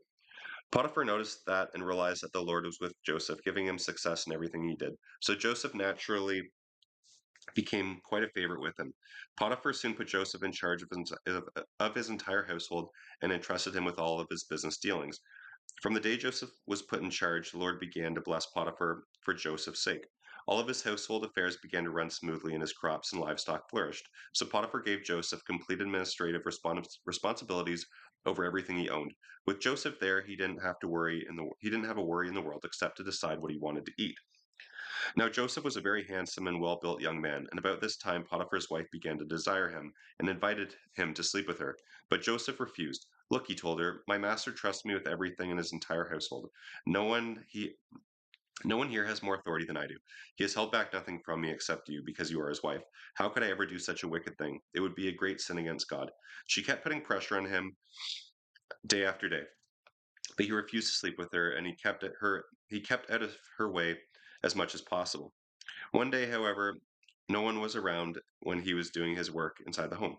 She came and grabbed him by his shirt, demanding, sleep with me. Joseph tore himself away, but as he did, his shirt came off, and she was left holding it as he ran from the home. When she saw when she saw that she had his shirt and that he had fled, she began screaming. Soon all the men around the palace came running. My husband has brought this Hebrew slave here to insult us, she sobbed. He tried to rape me, but I screamed. When he heard my loud cry, he ran and left the shirt behind. She kept the shirt with her, and when her husband came home, she told him her story. That Hebrew slave you had around here tried to make a fool of me, she said. I was saved only by my screams. He ran out, leaving his shirt behind. After hearing his wife's story, Potiphar was furious. He took Joseph and threw him into the prison where the king's prisoners were held. But the Lord was with Joseph there too, and he granted Joseph favor with the chief's jailer. Before long, the jailer put Joseph in charge of all the other prisoners and over everything that happened in the prison. The chief jailer had no more worries after that because Joseph took care of everything. Joseph was with him sorry, the Lord was with him, making everything run smoothly and successfully. Sometime later, Pharaoh's chief cupbearer, the chief baker offended. Sometime later, Pharaoh's chief cupbearer and the chief baker offended him. Pharaoh became very angry with these officials and put them in the prison where Joseph was, in the palace of Potiphar, the captain of the guard. They remained in prison for quite some time, and Potiphar assigned Joseph to take care of them. One night, the cupbearer and the baker each had a dream, and each dream had its own meaning. The next morning, Joseph noticed the dejected look on their faces. Why do you look so worried? He asked. And they replied, we both had dreams last night, and there is no one here to tell us what they mean. Interpreting dreams is God's business, Joseph replied. Tell me what you saw. The cupbearer told his dream first. In my dream, he said, I saw a vine in front of me had 3 branches that began to bud and blossom, and soon there were clusters of ripe grapes. I was holding Pharaoh's wine cup in my hand, so I took the grapes and squeezed the juice into it. Then I placed a cup in Pharaoh's hand. I know what my dream means, Joseph. I know what that dream means, Joseph said. The 3 branches mean 3 days. Within 3 days, Pharaoh will take you out of the prison and return you to your position as chief cupbearer. And please have some pity on me when you are back in his favor. Mention me to Pharaoh and ask him to let me out of here, for I was kidnapped from my household, for I was kidnapped from my homeland, the land of the Hebrews, and now I am here in jail, but I did nothing to deserve it. When the chief baker saw that the first dream had such a good meaning, he told his dream to Joseph too. In my dream, he said, there were 3 baskets of pastries on my head. In the top basket were all kinds of baked goods for Pharaoh, but the birds came and ate them. I'll tell you what that means, Joseph told him. The 3 baskets mean 3 days. 3 days from now, Pharaoh will cut off your head and impale your body on a pole. Then the birds will come and peck away at your flesh. Pharaoh's birthday came 3 days later and gave a banquet for all his officials and household staff. He sent for his chief cupbearer and the chief baker. They were brought to him from the prison. He then restored the chief cupbearer to his former position, but he sentenced the chief baker to be impaled on a pole, just as Joseph had predicted. Pharaoh's cupbearer, however, promptly forgot all about Joseph, never giving him another thought. 2 years later, Pharaoh dreamed that he was standing at the bank of the Nile River. In his dream, 7 fat, healthy-looking cows suddenly came up out of the river and began grazing along its bank. The 7 other cows came up. Then 7 other cows came up from the river, but these were very ugly and gaunt. The cows went over and stood beside the fat cows. Then the thin, ugly cows ate the fat ones. At this point in the dream, Pharaoh woke up. Soon he felt again. Soon he fell asleep again and had a second dream. This time he saw 7 heads of grain on one stalk, with every kernel well formed and plump. Then suddenly 7 more heads appeared at the stalk, but these were shriveled and weathered by the east wind. And these thin heads swallowed up the 7 plump, well formed heads. When Pharaoh woke up again, then Pharaoh woke up again and realized it was a dream. The next morning, He thought about it, Pharaoh became very concerned as to what the dreams might mean. So he called for all the magicians and wise men of Egypt and told them about his dreams, but not one of them could suggest what they meant. Then the king's cupbearer spoke. Today I've been reminded of my failure, he said. Some time ago, you were angry with the chief baker and me, and you imprisoned us at the palace of the captain of the guard. One night, the chief baker and I each had a dream, and each dream had a meaning. We told the dreams to a young Hebrew man who was a servant of the captain of the guard. He told us what each dream meant, and everything happened just as he said it would. I was restored to my position, cupbearer, and the chief baker was executed and impaled on a pole. Pharaoh sent for Joseph at once, and he was brought hastily from the dungeon. After a quick shave and change of clothes, he went in and stood in Pharaoh's presence. I had a dream last night, Pharaoh told him, and none of the men can tell me what it means. But I have heard that you can interpret dreams, and this is what I have called you for. It is beyond my power to do this, Joseph replied, but God will tell you what it means and will set you at ease. So Pharaoh told him the dream. I was standing at the bank of the Nile River, he said. Suddenly, seven fat, healthy looking cows came up out of the river and began grazing along its bank. But then seven other cows came up from the river. They were very thin and gaunt. In fact, I've never seen such ugly animals in the land of Egypt. These thin, ugly cows ate up the seven fat ones that had come out of the river first. But afterwards, they were still ugly and gaunt as before. Then I woke up. A little later, I had another dream. This time they were. This time there were seven heads of grain on one stalk, and all seven heads were plump and full. Then out of the same stalk came seven withered heads shriveled from the east wind, and the withered heads swallowed up the plump ones. I told these dreams to my magicians, but not one of them could tell me what they meant. Both dreams mean the same thing, Joseph told Pharaoh. God was telling you what he is about to do. The seven fat cows and the seven plump heads of grain both represent 7 years of prosperity. The seven thin, ugly cows and seven withered heads of grain represent 7 years of famine.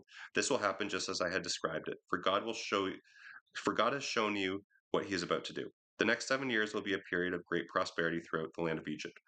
But afterwards there will be 7 years of famine so great that all the prosperity will be forgotten and wiped out. Famine will destroy the land. This famine will be so terrible that even the memory of the good years will be erased. For the having as for having the dream twice, it means that the matter has been decreed by God and that he will make these events happen soon. My suggestion is that you find the wisest man in Egypt and put him in charge of a nationwide program. Let Pharaoh appoint officials over the land and let them collect one fifth of all the crops during the 7 good years. Have them gather all the food and grain of these good years into the royal storehouses and store them away so that there will be food in all the cities. That way there will be enough to eat when the 7 years of famine come. Otherwise, disaster will surely strike the land and all the people will die.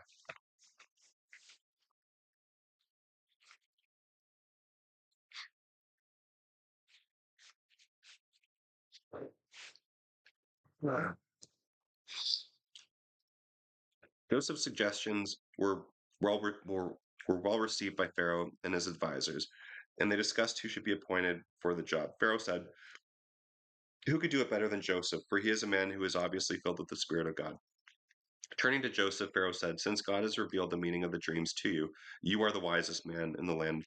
In the land, I hereby appoint you to direct this program."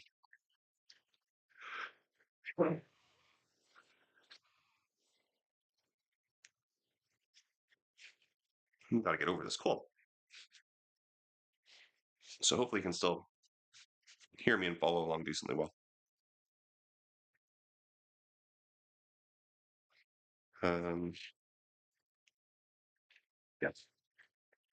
You will manage my household and organize all my people. Only I will have a rank higher than yours.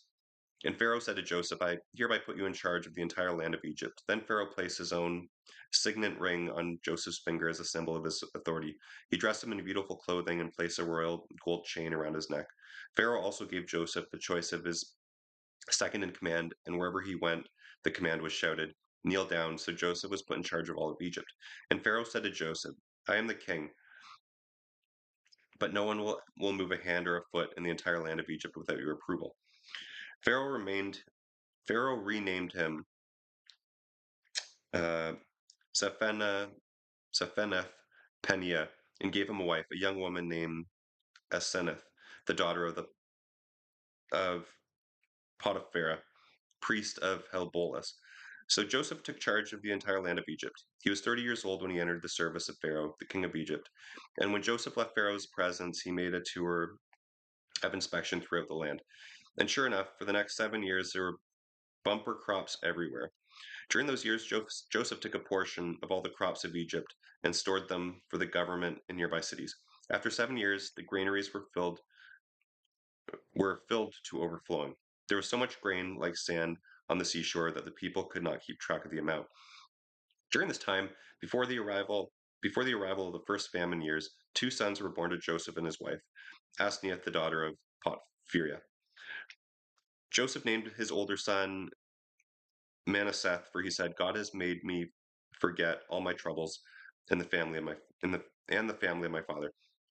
Joseph named his second son Ephraim, for he said, "God has made me fruitful in this land of my suffering." At the last 7 years, at last, the 7 years of plenty came to an end. Then the 7 years of famine began, just as Joseph had predicted. There were crop failures in all the surrounding countries too, but in Egypt there was plenty of grain in the storehouses. Throughout the land of Egypt, the people began to starve. They pleaded with Pharaoh for food and told him, "Go to Joseph and do whatever he tells you."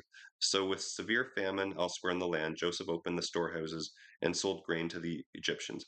And people from surrounding lands came to Egypt to buy grain from Joseph because the famine was severe throughout the world. When Jacob heard that there was grain available in Egypt, he said to his sons, "Why are you standing around looking at one another? I have heard there is grain in Egypt. Go down and buy some for us before we all starve to death." So Joseph's 10 older brothers went down to Egypt to buy grain. Jacob wouldn't let Joseph's younger brother Benjamin go with them, however, for fear some harm might come to him. So Jacob's sons arrived in Egypt along with the others to buy food for the families had reached Canaan as well, or for the famine had reached Canaan as well. Since Joseph was governor of all of Egypt and in charge of the sale of the grain, it was to him that his brothers came. They bowed low before him with their faces to the ground. Joseph recognized them instantly, but he pretended to be a stranger. "Where are you from?" he demanded roughly. "From the land of Canaan," they replied. "We have come to buy grain." Joseph's brothers didn't recognize him, but Joseph recognized them. And he remembered the dreams he had had many years before. He said to them, "You are spies. You have come to see how vulnerable our land has become." "No, my lord," they exclaimed. "We have come to buy food. We are all brothers and honest men, sir. We are not spies." "Yes, you are," he insisted.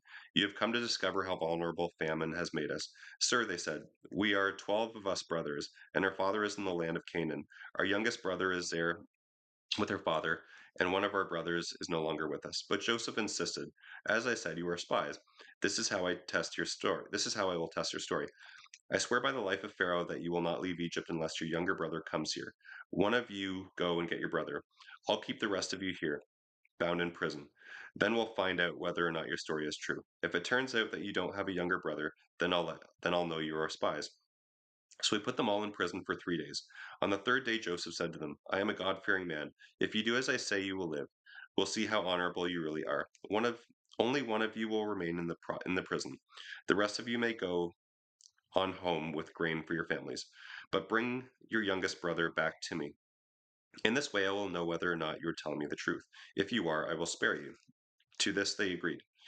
Speaking among themselves, they said, "This has all happened because of what we did to Joseph long ago. We saw his terror and anguish and heard his pleadings, but we wouldn't listen. That's why this trouble has come upon us." Didn't I tell you not to do it?" Reuben asked. "But you wouldn't listen. And now we are going to die because we murdered him." Of course, of course they didn't know that Joseph of course they didn't know that Joseph understood them as he was standing there, for he had been speaking to them through an interpreter. Now he left the room and found a place where he could weep. Returning, he talked some more with them. Then he chose Simeon, from among them, and he had him tied up right before their eyes. Joseph then ordered his servants to fill the man's sacks with grains, but he also gave secret instructions to return each brother's payment at the top of his sack. He also gave them provisions for their journey. So they loaded up their donkeys with the grain and started for home. But when they stopped for the night, and one of them opened his sack to get some grain to feed the donkeys, he found his money in the sack. "Look," he exclaimed to his brothers, "my money is here in my sack." They were filled with terror and said to each other, "What has God done to us?" So they came to their father Jacob in the land of Canaan and told him all that had happened. The man who is ruler over the land of the man who is the ruler over the land spoke roughly to us, they told him.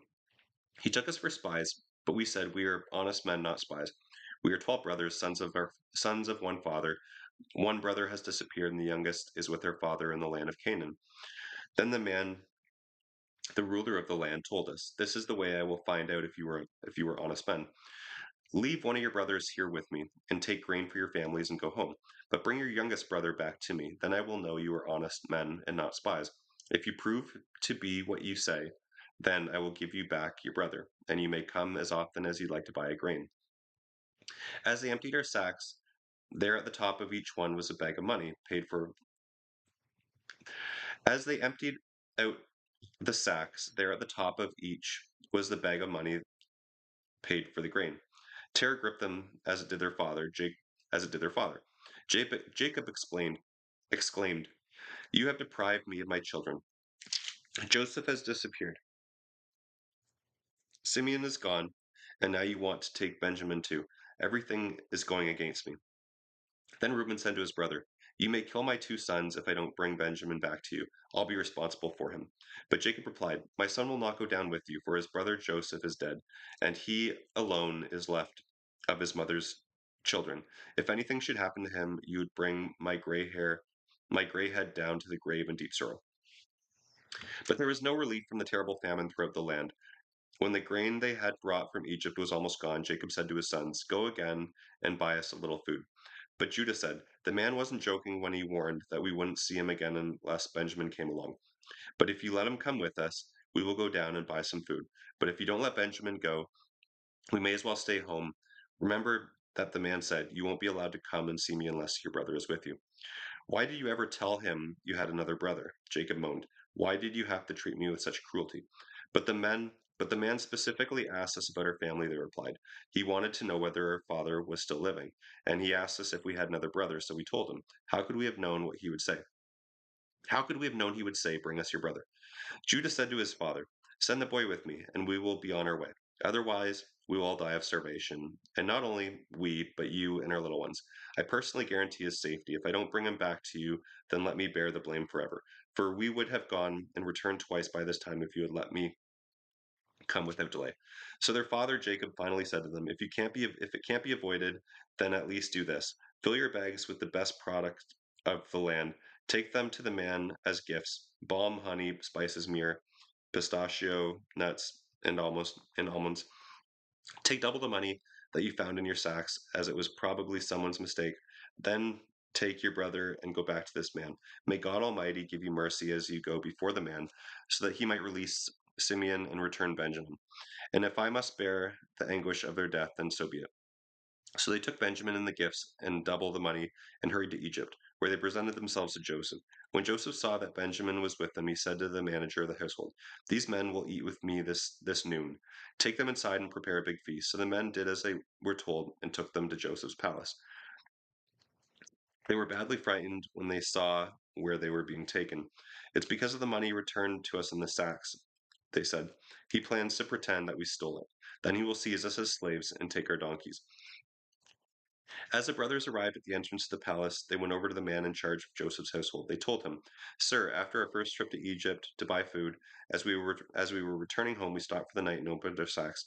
The money we had used to pay for the grain was there in our sacks. Here it is. We have brought it back again.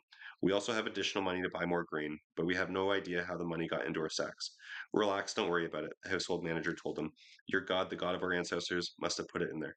We collected your money all right. Then we released Simeon and brought him out to them. Then he released Simeon and brought him out to him. The brothers were then led into the palace and given water to wash their feet and food for their donkeys. They were told they would be eating. They were told they would be eating there, so they prepared their gifts for Joseph's arrival at noon. When Joseph came, they gave him their gifts and bowed low before him. He asked them how they would be getting along, how they had been getting along, and they said, and then he said, "How is your father, the old man you have spoken about? Is he still alive?" "Ah, yes," they replied. "He is alive and well." Then they bowed again before him. Looking at his brother Benjamin, Joseph asked, "Is this your youngest brother, the one you have told me about? May God be gracious to you, my son." Then Joseph made a hastily exit because he was overcome with emotion, for his brother for his brother and wanted to cry. Going into his private room, he wept there. He washed his face and came out, keeping himself under control. Bring on the food, he ordered. Joseph ate by himself, and his brothers were served at a separate table. The Egyptians sat on their own side of the table because Egyptians despise Hebrews and refused to eat with them. Joseph told each of his brothers where to sit, and to their amazement, he seated them at the order of their ages. He seated them in the order of their ages, from oldest to youngest. Their food was served to them from Joseph's own table. He gave the largest serving to Benjamin, 5 times as much to any others. So they all feasted and drank freely with him. When his brothers were ready to leave, Joseph gave these instructions to the men in charge of the household: fill each of their sacks with as much grain as they can carry, and put each man's money back into his sacks. Then then put my personal silver cup at the top of the youngest brother's sack, along with his grain money. So the household manager did as he was told. The brothers were up at dawn and set out on their journey with their loaded donkeys. But when they were barely out of the city, Joseph said to his household manager, chase after them and stop them. Ask them, why have you repaid an act of kindness with such evil? What do you mean by stealing my master's personal silver drinking cup, which he uses to predict the future? What a wicked thing you have done. So the man caught up with them and spoke to them in the way that he had been instructed. What are you talking about? The brothers responded. What kind of people do you think we are that we would accuse you of such a terrible thing? Didn't we bring back the money we found in our sacks? Why would we steal silver or gold from your master's house? If you find his cup with any of us, let that one die. All of the rest of us will be your master's slaves forever. Fair enough, the man replied, except that only the one who stole it will be a slave. The rest of you may go free. They quickly took their sacks from their backs and opened them. Joseph's servant began searching the older brother's sack, going down the line to the youngest. The cup was found in Benjamin's sack. At this, they tore their clothing in despair, loaded the donkeys again, and returned to the city. Joseph was still at home when Judah and his brothers arrived, and they fell to the ground before him. What were you trying to do? Joseph demanded. Didn't you know that a man such as I would know who stole it? And Judah said, Oh, my lord, what can we say to you? How can we plead? How can we prove our innocence? God is punishing us for our sins. My lord, we have all returned to be your slaves, we and our brother who had your cup in his sack. No, Joseph said, only the man who stole the cup will be my slave. The rest of you may go home to your father. Then Judah stepped forward and said, My lord, let me say just this one word to you. Be patient with me for a moment, for I know you could have me killed in an instant, as though you were Pharaoh himself. You asked us, my lord, if we had a father or a brother. We said, Yes, we have a father, an old man, and a child of his own age, his youngest son. His brother is dead, and he is alone. Our brother is dead, and he alone is left of his mother's children, and his father loves him very much. And you said to us, bring him here so I can see him. But he said to you, My lord, the boy cannot leave his father, for his father would die. But you told us, You may not see us again unless your youngest brother is with you. So we returned to our father and told him what you had said. And when he said, Go back again and buy us a little food, we replied, We can't unless you let our younger brother go with us. We won't be allowed to see the man in charge of the grain unless our youngest brother is with us. Then my father said to us, You know that my wife had 2 sons, and that one of them went away and never returned, torn to pieces by some torn to pieces by some wild animal. I have never seen him since. If you take away his brother from me too, and any harm comes to him, you would bring my gray head down to the grave in deep sorrow. And now, my lord, I cannot go back to my father without the boy. Our father's life is bound up in the boy's life. When he sees that the boy is not with us, our father will die. We will be responsible for bringing his gray head down to the grave in sorrow. My lord, I made a pledge to my father that I would take care of the boy. I told him, if I don't bring him back to you, I will bear the blame forever. Please, my lord, let me stay here as a slave instead of the boy, and let the boy return to his brothers. For how can I return to my father if the boy is not with me? I cannot bear to see what this would do to him. Joseph could stand it no longer. Out, all of you, he cried out to his attendants. He wanted to be alone with his brothers when he told them who he was. Then he broke down and wept aloud. His sobs could be heard throughout the palace, and the news quickly carried to Pharaoh's palace. I am Joseph, he said to his brothers. Is my father still alive? But his brothers were speechless. They were stunned to realize that Joseph was standing there in front of them. Come over here, he said. So they came closer, and he said again, I am Joseph, your brother whom you sold to Egypt. But don't be angry with yourselves that you did this to me, for God did it. He sent me here ahead of you to preserve your lives. These 2 years of famine will grow to 7, during which there will be neither plowing nor harvest. God has sent me here to keep you and your families alive so that you'll become a great nation. Yes, it was God who sent me here, not you. And he has made me a counselor to Pharaoh, manager of his entire household, and ruler over all of Egypt. Hurry, return to my father and tell him, this is what your son Joseph says: God has made me master over the land of Egypt. Come down to me right away. You will live in the land of Goshen, so you can be near to me, with all your children and grandchildren, your flocks and herds, and all that you have. I will take care of you, for there are still 5 years of famine ahead of us. Otherwise, you and your household will come to utter poverty. Then Joseph said, You can see me for yourselves, so you can see my brother Benjamin, that I am really Joseph. Tell your father how I am honored here in Egypt. Tell him about everything you have seen, and bring him to me quickly. Weeping with joy, he embraced Benjamin, and Benjamin began to weep. Then Joseph kissed each of his brothers and wept over them, and then they began talking freely with him. The news soon reached Pharaoh. Joseph's brothers have come. Pharaoh was very happy to hear this, and so were his officials. Pharaoh said to Joseph, Tell your brothers to load their pack animals and return quickly to their homes in Canaan. Tell them to bring your father and all of their families and to come here in Egypt to live. Tell them Pharaoh will assign you to the very best territory in the land of Egypt. You will live off the fat of the land. And tell your brothers to take wagons from Egypt to carry their wives and little ones to bring your father here. Don't worry about your belongings, for the best of all the land of Egypt is yours. So the sons of Jacob did as they were told. Joseph gave them wagons and as Pharaoh had commanded, and he supplied them with provisions for the journey. And he gave 100 pieces, and he gave 100 pieces of silver. He sent his father 10 donkeys loaded with good things, with the good things of Egypt, and 10 donkeys loaded with grain and all kinds of other food to be eaten on his journey. So he went. So he sent his brothers off, and as they left, he called after them, "Don't quarrel along the way." And they left Egypt and returned to their father Jacob in the land of Canaan. Joseph is still alive, they told him, and he is a ruler over all the land of Egypt. Jacob was stunned at the news. He couldn't believe it. But when they had given him Joseph's message, and we saw the wagons loaded with the food sent by Joseph, his spirit revived. And Jacob said, It must be true. My son Joseph is alive. I will go and see him before I die. So Jacob set out for Egypt with all his possessions, and when he came to Beersheba, he offered sacrifices to the Lord of his father Isaac. During the night, God spoke to him in a vision. Jacob, Jacob, he called. Here I am, Jacob replied. I am God, the voice said, the God of your father. Do not be afraid. Do not be afraid to go down to Egypt, for I will see to it that you become a great nation there. I will go with you down to Egypt, and I will bring your descendants back again. But you will die in Egypt with Joseph at your side. As Jacob left Beersheba, and his sons brought him to Egypt, the, so Jacob left Beersheba, and his sons brought him to Egypt. They carried their little ones and wives in the wagon Pharaoh had provided for them. They brought their livestock too and all their belongings that they had acquired in the land of Canaan.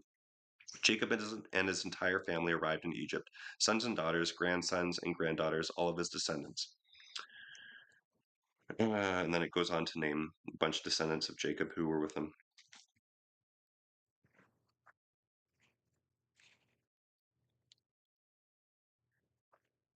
Okay.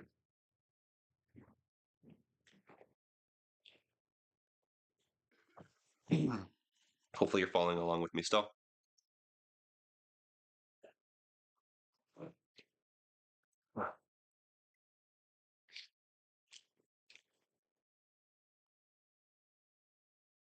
The total number of Jacob's direct descendants who went with him to Egypt, not counting his son's wives, was 66. Joseph also had 2 sons who had been born in Egypt.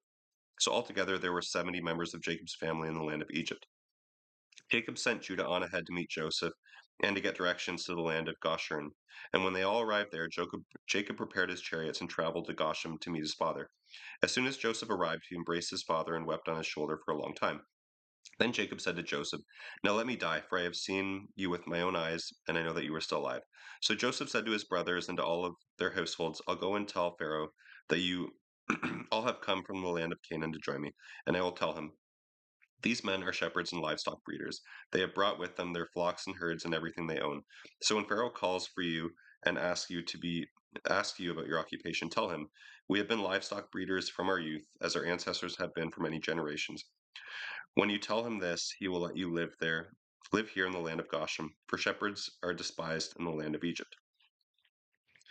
So Joseph went on to Pharaoh and said, My father and brothers are here from Canaan. They came with all their flocks and herds and possessions, and they are now in the land of Goshen.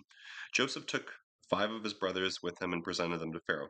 Pharaoh asked them, What is your occupation? And they replied, We are shepherds like our ancestors. We have come here to live in Egypt, for there is no pasture for our flocks in Canaan. The famine is very severe there. We request permission to live in the land of Goshen. And Pharaoh said to Joseph, Now that your family has joined you here, choose any place you would like for them to live. Give them the best land in Egypt. The land of Goshen will be fine. And if any of them have any special skills, put them in charge of my livestock too. Then Joseph brought his father Jacob and presented him to Pharaoh, and Jacob blessed Pharaoh. How old are you? Pharaoh asked him. Jacob replied, I have lived for 130 hard years, but I am still not nearly as old as many of my ancestors. Then Jacob blessed Pharaoh again before he left. So Joseph assigned the best land So Joseph assigned the best land of Egypt, the land of the Ramesses, to his father and brothers, just as Pharaoh had commanded. And Joseph furnished food to his father and brothers in amounts appropriate to the number of descendants.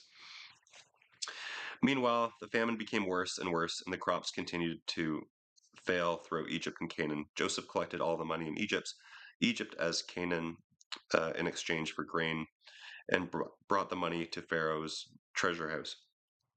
When people of Egypt and Canaan ran out of money, they came to Joseph, crying again for food. Our money is gone, they said, but give us bread. Why should we die? Well, then Joseph replied, Since your money is gone, give me your livestock. I will give you food in exchange. So they gave their livestock to Joseph in exchange for food. Soon all of the horses, flocks, herds, and donkeys of Egypt were in Pharaoh's possession, but at least they were able to purchase food for that year. The next year came, and again the next year they came again and said, "Excuse me, our money is gone, and our livestock are yours. We have nothing left but our bodies and land. Why should we die before your very eyes? Buy us our Buy us and our land in exchange for food. Then we'll become servants to Pharaoh. Just give us grain so that our lives may be saved, and the land will not become empty and desolate." So Joseph bought all the land of Egypt for Pharaoh. All of the Egyptians sold him their fields because the famine was so severe, and their land then belonged to Pharaoh. Thus, all the people of Egypt became servants to Pharaoh. The only land he didn't buy was that belonging to the priests, for they were assigned food from Pharaoh and didn't need to sell their land. Then Joseph said to the people, See, I have bought you and your land for Pharaoh. I will provide you with seeds so that you can plant fields. Then you will harvest it. When you harvest it, a fifth of your crop will belong to Pharaoh. Keep 4/5 for yourselves and use it to plant the next year's crop to feed yourselves, your households, and your little ones. You have served you have saved our lives, they exclaimed. May it please you, sir, let us be Pharaoh's servants. Joseph then made it a law throughout the land of Egypt, and it is still the law, that Pharaoh should receive 1/5 of all the crops grown on his land. But since Pharaoh had not taken over the priest's land, they were exempt from this payment. So the people of Israel settled in the land of Goshen in Egypt, and before long they began to prosper there, and their population grew rapidly. Jacob lived for 17 years after his arrival in Egypt, so he was 147 years old when he died. At the time of his death, as the time of his death drew near, he recalled for his son Joseph and said to him, If you are pleased with me, swear most solemnly that you will honor this, my last request. Do not bury me in Egypt. When I am dead, take me out of Egypt and bury me beside my ancestors. So Joseph promised that he would. Swear that you will do it. Jacob insisted. So Jacob gave his oath that Jacob be born. And Jacob bowed in worship as he leaned on his staff. One day, not long after this, word soon came to Joseph that his father was failing rapidly. So Joseph went to visit him, and he took with him his 2 sons, Manasseh and Ephraim. When Jacob heard that Joseph had arrived, he gathered his strength and sat up in bed to greet him. Jacob said to Joseph, God Almighty appeared to me at Luz in the land of Canaan and blessed me. He said to me, I will make you a multitude of nations, and I will give you this land in Canaan to you and your descendants as an everlasting promise. Now I am adopting as my own sons these 2 boys of yours, Ephraim and Manasseh, who were born here in the land of Egypt before I arrived. They will inherit from me just as Reuben and Simeon will. But the children born to you in the future will be your own. The land they inherit will be within the territories of Ephraim and Manasseh. As I was returning from Padam, Rachel died in the land of Canaan. We were still on the way. We were still on the way, just a short distance from Ephrath. So with great sorrow I buried her there beside the road to Ephrath. Then Jacob looked over at his two boys. Are these at the two boys? Are these your sons? He asked. Yes, Joseph told him. These are the two sons God has given me here in Egypt. And Jacob said, bring them over to me, and I will bless them. Now Jacob was half blind because of his age and could barely see. So Jacob brought both boys close to him, and Jacob kissed and embraced them. Then Jacob said to Joseph, I never thought I would see you again, but now God has let me see your children too. Joseph took the boys from their grandfather's knees, and he bowed low to him. Then he positioned the boys so Ephraim was at Jacob's left hand, and Messiah was at his right hand. But Jacob crossed his arms as he reached out to lay his hands on the boys' heads. So his right hand was on the head of Ephraim and the younger boy, and his left hand was on the head of Manasseh the older. Then he blessed Joseph and said, May God, the God before whom my grandfather Abraham and my father Isaac walked, the God who has been my shepherd all my life, and the angel who has kept me from all harm, may he bless these boys. May they preserve my name and the names of my grandfather Abraham and my father Isaac, and may they become a mighty nation. But Joseph was upset when he saw that his father had laid his right hand on Ephraim's head, and so he lifted it to place it on Messiah's head. No, father, he said, this one over here is older. Put your right hand on his head. But the father refused. I know what I am doing, my son, he said. Manasseh too will become a great people, but his younger brother will become even greater. His descendants will become a multitude of nations. So Jacob blessed the boys that day with this blessing. The people of Israel will use your names to bless each other. They will say, May God make you prosperous as Ephraim and Manasseh. In this way, Jacob put Ephraim ahead of Manasseh. Then Jacob said to Joseph, I am about to die, but God will be with you and will bring you again to Canaan, the land of your ancestors, and I will give you an extra portion beyond what I have given your brothers, the portion that I took from the Amorites with my sword and bow. Then Jacob called together all of his sons and said, Gather around me, and I will tell you what is going to happen to you in the days to come. Come and listen, O sons of Jacob. Listen to Israel, your father. Reuben, you are my oldest, the child of my vigorous youth. You first on my list. You are first on the list in rank and honor. But you are as unruly as the waves of the sea, and you will be first no longer. For you slept with one of my wives. You dishonored me in my own bed. Simeon and Levi are two of a kind, men of violence. O my soul, stay away from them. May I never party, may I never be a party to their wicked plans. For in their anger they murdered men, and they crippled oxen just for sport. Cursed be their anger, for it is fierce. Cursed be their wrath, for it is cruel. Therefore I will scatter their descendants throughout the nation of Israel. Judith, your brothers will praise you. You will defeat your enemies. All your relatives will bow before you. Judith is a young lion. He Judith is a young lion that has finished eating its prey. Like a lion he crouches and lies down. Like a lioness, who will dare to rouse him?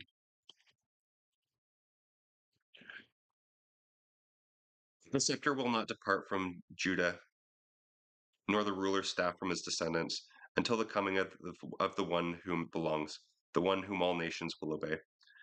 He ties his foal to a grapevine, the colt of his donkey to a choice vine.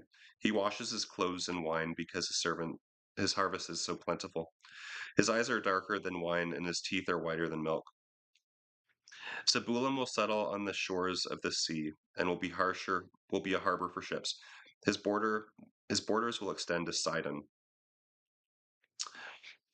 Issachar is a strong harvest of bur- is Issachar is a strong beast of burden, resting among the sheepfolds. When he sees how good the countryside is, how pleasant the land, he will bend his shoulder to the task and submit to forced labor. Dan will govern his people, like any other tribe in Israel. He will be a snake beside the road, a poisonous viper along the path that bites the horse's heel, so the rider is thrown off. I trust in you for salvation, O Lord. Gad will be plundered by marauding bands, but he will turn and plunder them. Asher will produce rich food fit for kings. Naphtali is a deer let loose, producing magnificent fawns. Joseph is a fruitful tree beside a fountain. His branches reach over the wall. He has been attacked by archers who shot at him and harassed him, but his bow remained strong, and his arms were strengthened by the mighty one of Jacob. But the sh- by, and his arms were strengthened by the mighty one of Jacob, the shepherd, the rock of Israel. May the God of your ancestors help you. May the Almighty bless you with the blessings of the heavens above, blessings of the earth beneath, and blessings of the beasts and blessings of the breasts and womb. May the blessings of your ancestors be greater than the blessings of the eternal mountains, reaching to the utmost bounds of the everlasting hills. These blessings will fall on the head of Joseph, who is a prince among his brothers. Benjamin is a wolf that prowls. He devours his enemies in the morning, and in the evening divides the plunder. These are the 12 tribes of Israel, and these are the blessings with which Jacob blessed his 12 sons. Each received a blessing that was appropriate to him. Then Jacob told them, Soon I will die. Bury me with my father and grandfather in the cave of Ephron's field. This is the cave in the field of Machpelah near Mamre in Canaan, which Abraham bought from Ephron the Hittite for a permanent burial place. There Abraham and his wife Sarah are buried. There Isaac and his wife Rebekah are buried, and there I buried Leah. It is the cave that my grandfather Abraham bought from the Hittites. Then when Jacob had finished this charge to his sons, he lay back in his bed, breathed his last, and died. Joseph threw himself on his father and wept over him and kissed him. Then Joseph told his morticians to embalm the body. The embalming process took 40 days, and there was a period of national mourning for 70 days. When the period of mourning was over, Joseph approached Pharaoh's advisors and asked to speak to Pharaoh on his behalf. He told them, Tell Pharaoh that my father made me swear an oath. He said to me, I am about to die. Take my body back to the land of Canaan and bury me in my father's burial cave. Now I need to go and bury my father. After his burial is complete, I will return without delay. Pharaoh agreed to Joseph's request. Go and bury your father as you promised, he said. So Joseph went with a great number of Pharaoh's counselors and advisors and the senior officers of Egypt. Joseph also took his brothers and the entire household of Jacob, but they left their little children in flocks and herds in the land of Goshen. So a great number of chariots, cavalry, and people accompanied Joseph. When they arrived at the threshing floor of Atad near the Jordan River, they held a very great and solemn funeral with a 7-day period of mourning for Joseph's father. The local residents the Canaanites, renamed the place Abel Mitzrem, for they said, This is a place of very deep mourning for these Egyptians. So Jacob's sons did as they had commanded him. They carried his body to the land of Canaan and buried it there in the cave of Machpelah. This is the cave that Abraham had bought for a permanent burial place in the field of Ephron the Hittite near Mamre. Then Joseph returned to Egypt with his brothers and all who had accompanied him to his father's funeral. But now that their father was dead, Joseph's brothers became afraid. Now Joseph will repay us back for all the evil that we did to him, they said. So they sent this message to Joseph. Before your father died, he instructed us to say to you, Forgive your brothers for the great evil they did to you. So we, the servants of the God of your father, beg you to forgive us. When Joseph received the message, he broke down and wept. Then his brothers came and bowed low before him. We are your slaves, they said. But Joseph told them, Do not be afraid of me. But Joseph told them, Don't be afraid of me. I am God. Don't be afraid of me. Am I God to judge and punish you? As far as I'm concerned, God turned into good what you meant for evil. He brought me to the high position I have today, so I could save the lives of many people. No, don't be afraid. Indeed, I myself will take care of you and your families. And he spoke very kindly to them, reassuring them. So Joseph and his brothers and their families continued to live in Egypt. Joseph was 110 years old when he died. He lived to see 3 generations of descendants of his sons Ephraim and the children Manasseh and son Machir, who were treated as if they were his own. Soon I will die, Joseph told his brothers, but God will surely come for you to lead you out of this land of Egypt. He will bring you back to the land he vowed to give to the descendants of Abraham, Isaac, and Jacob.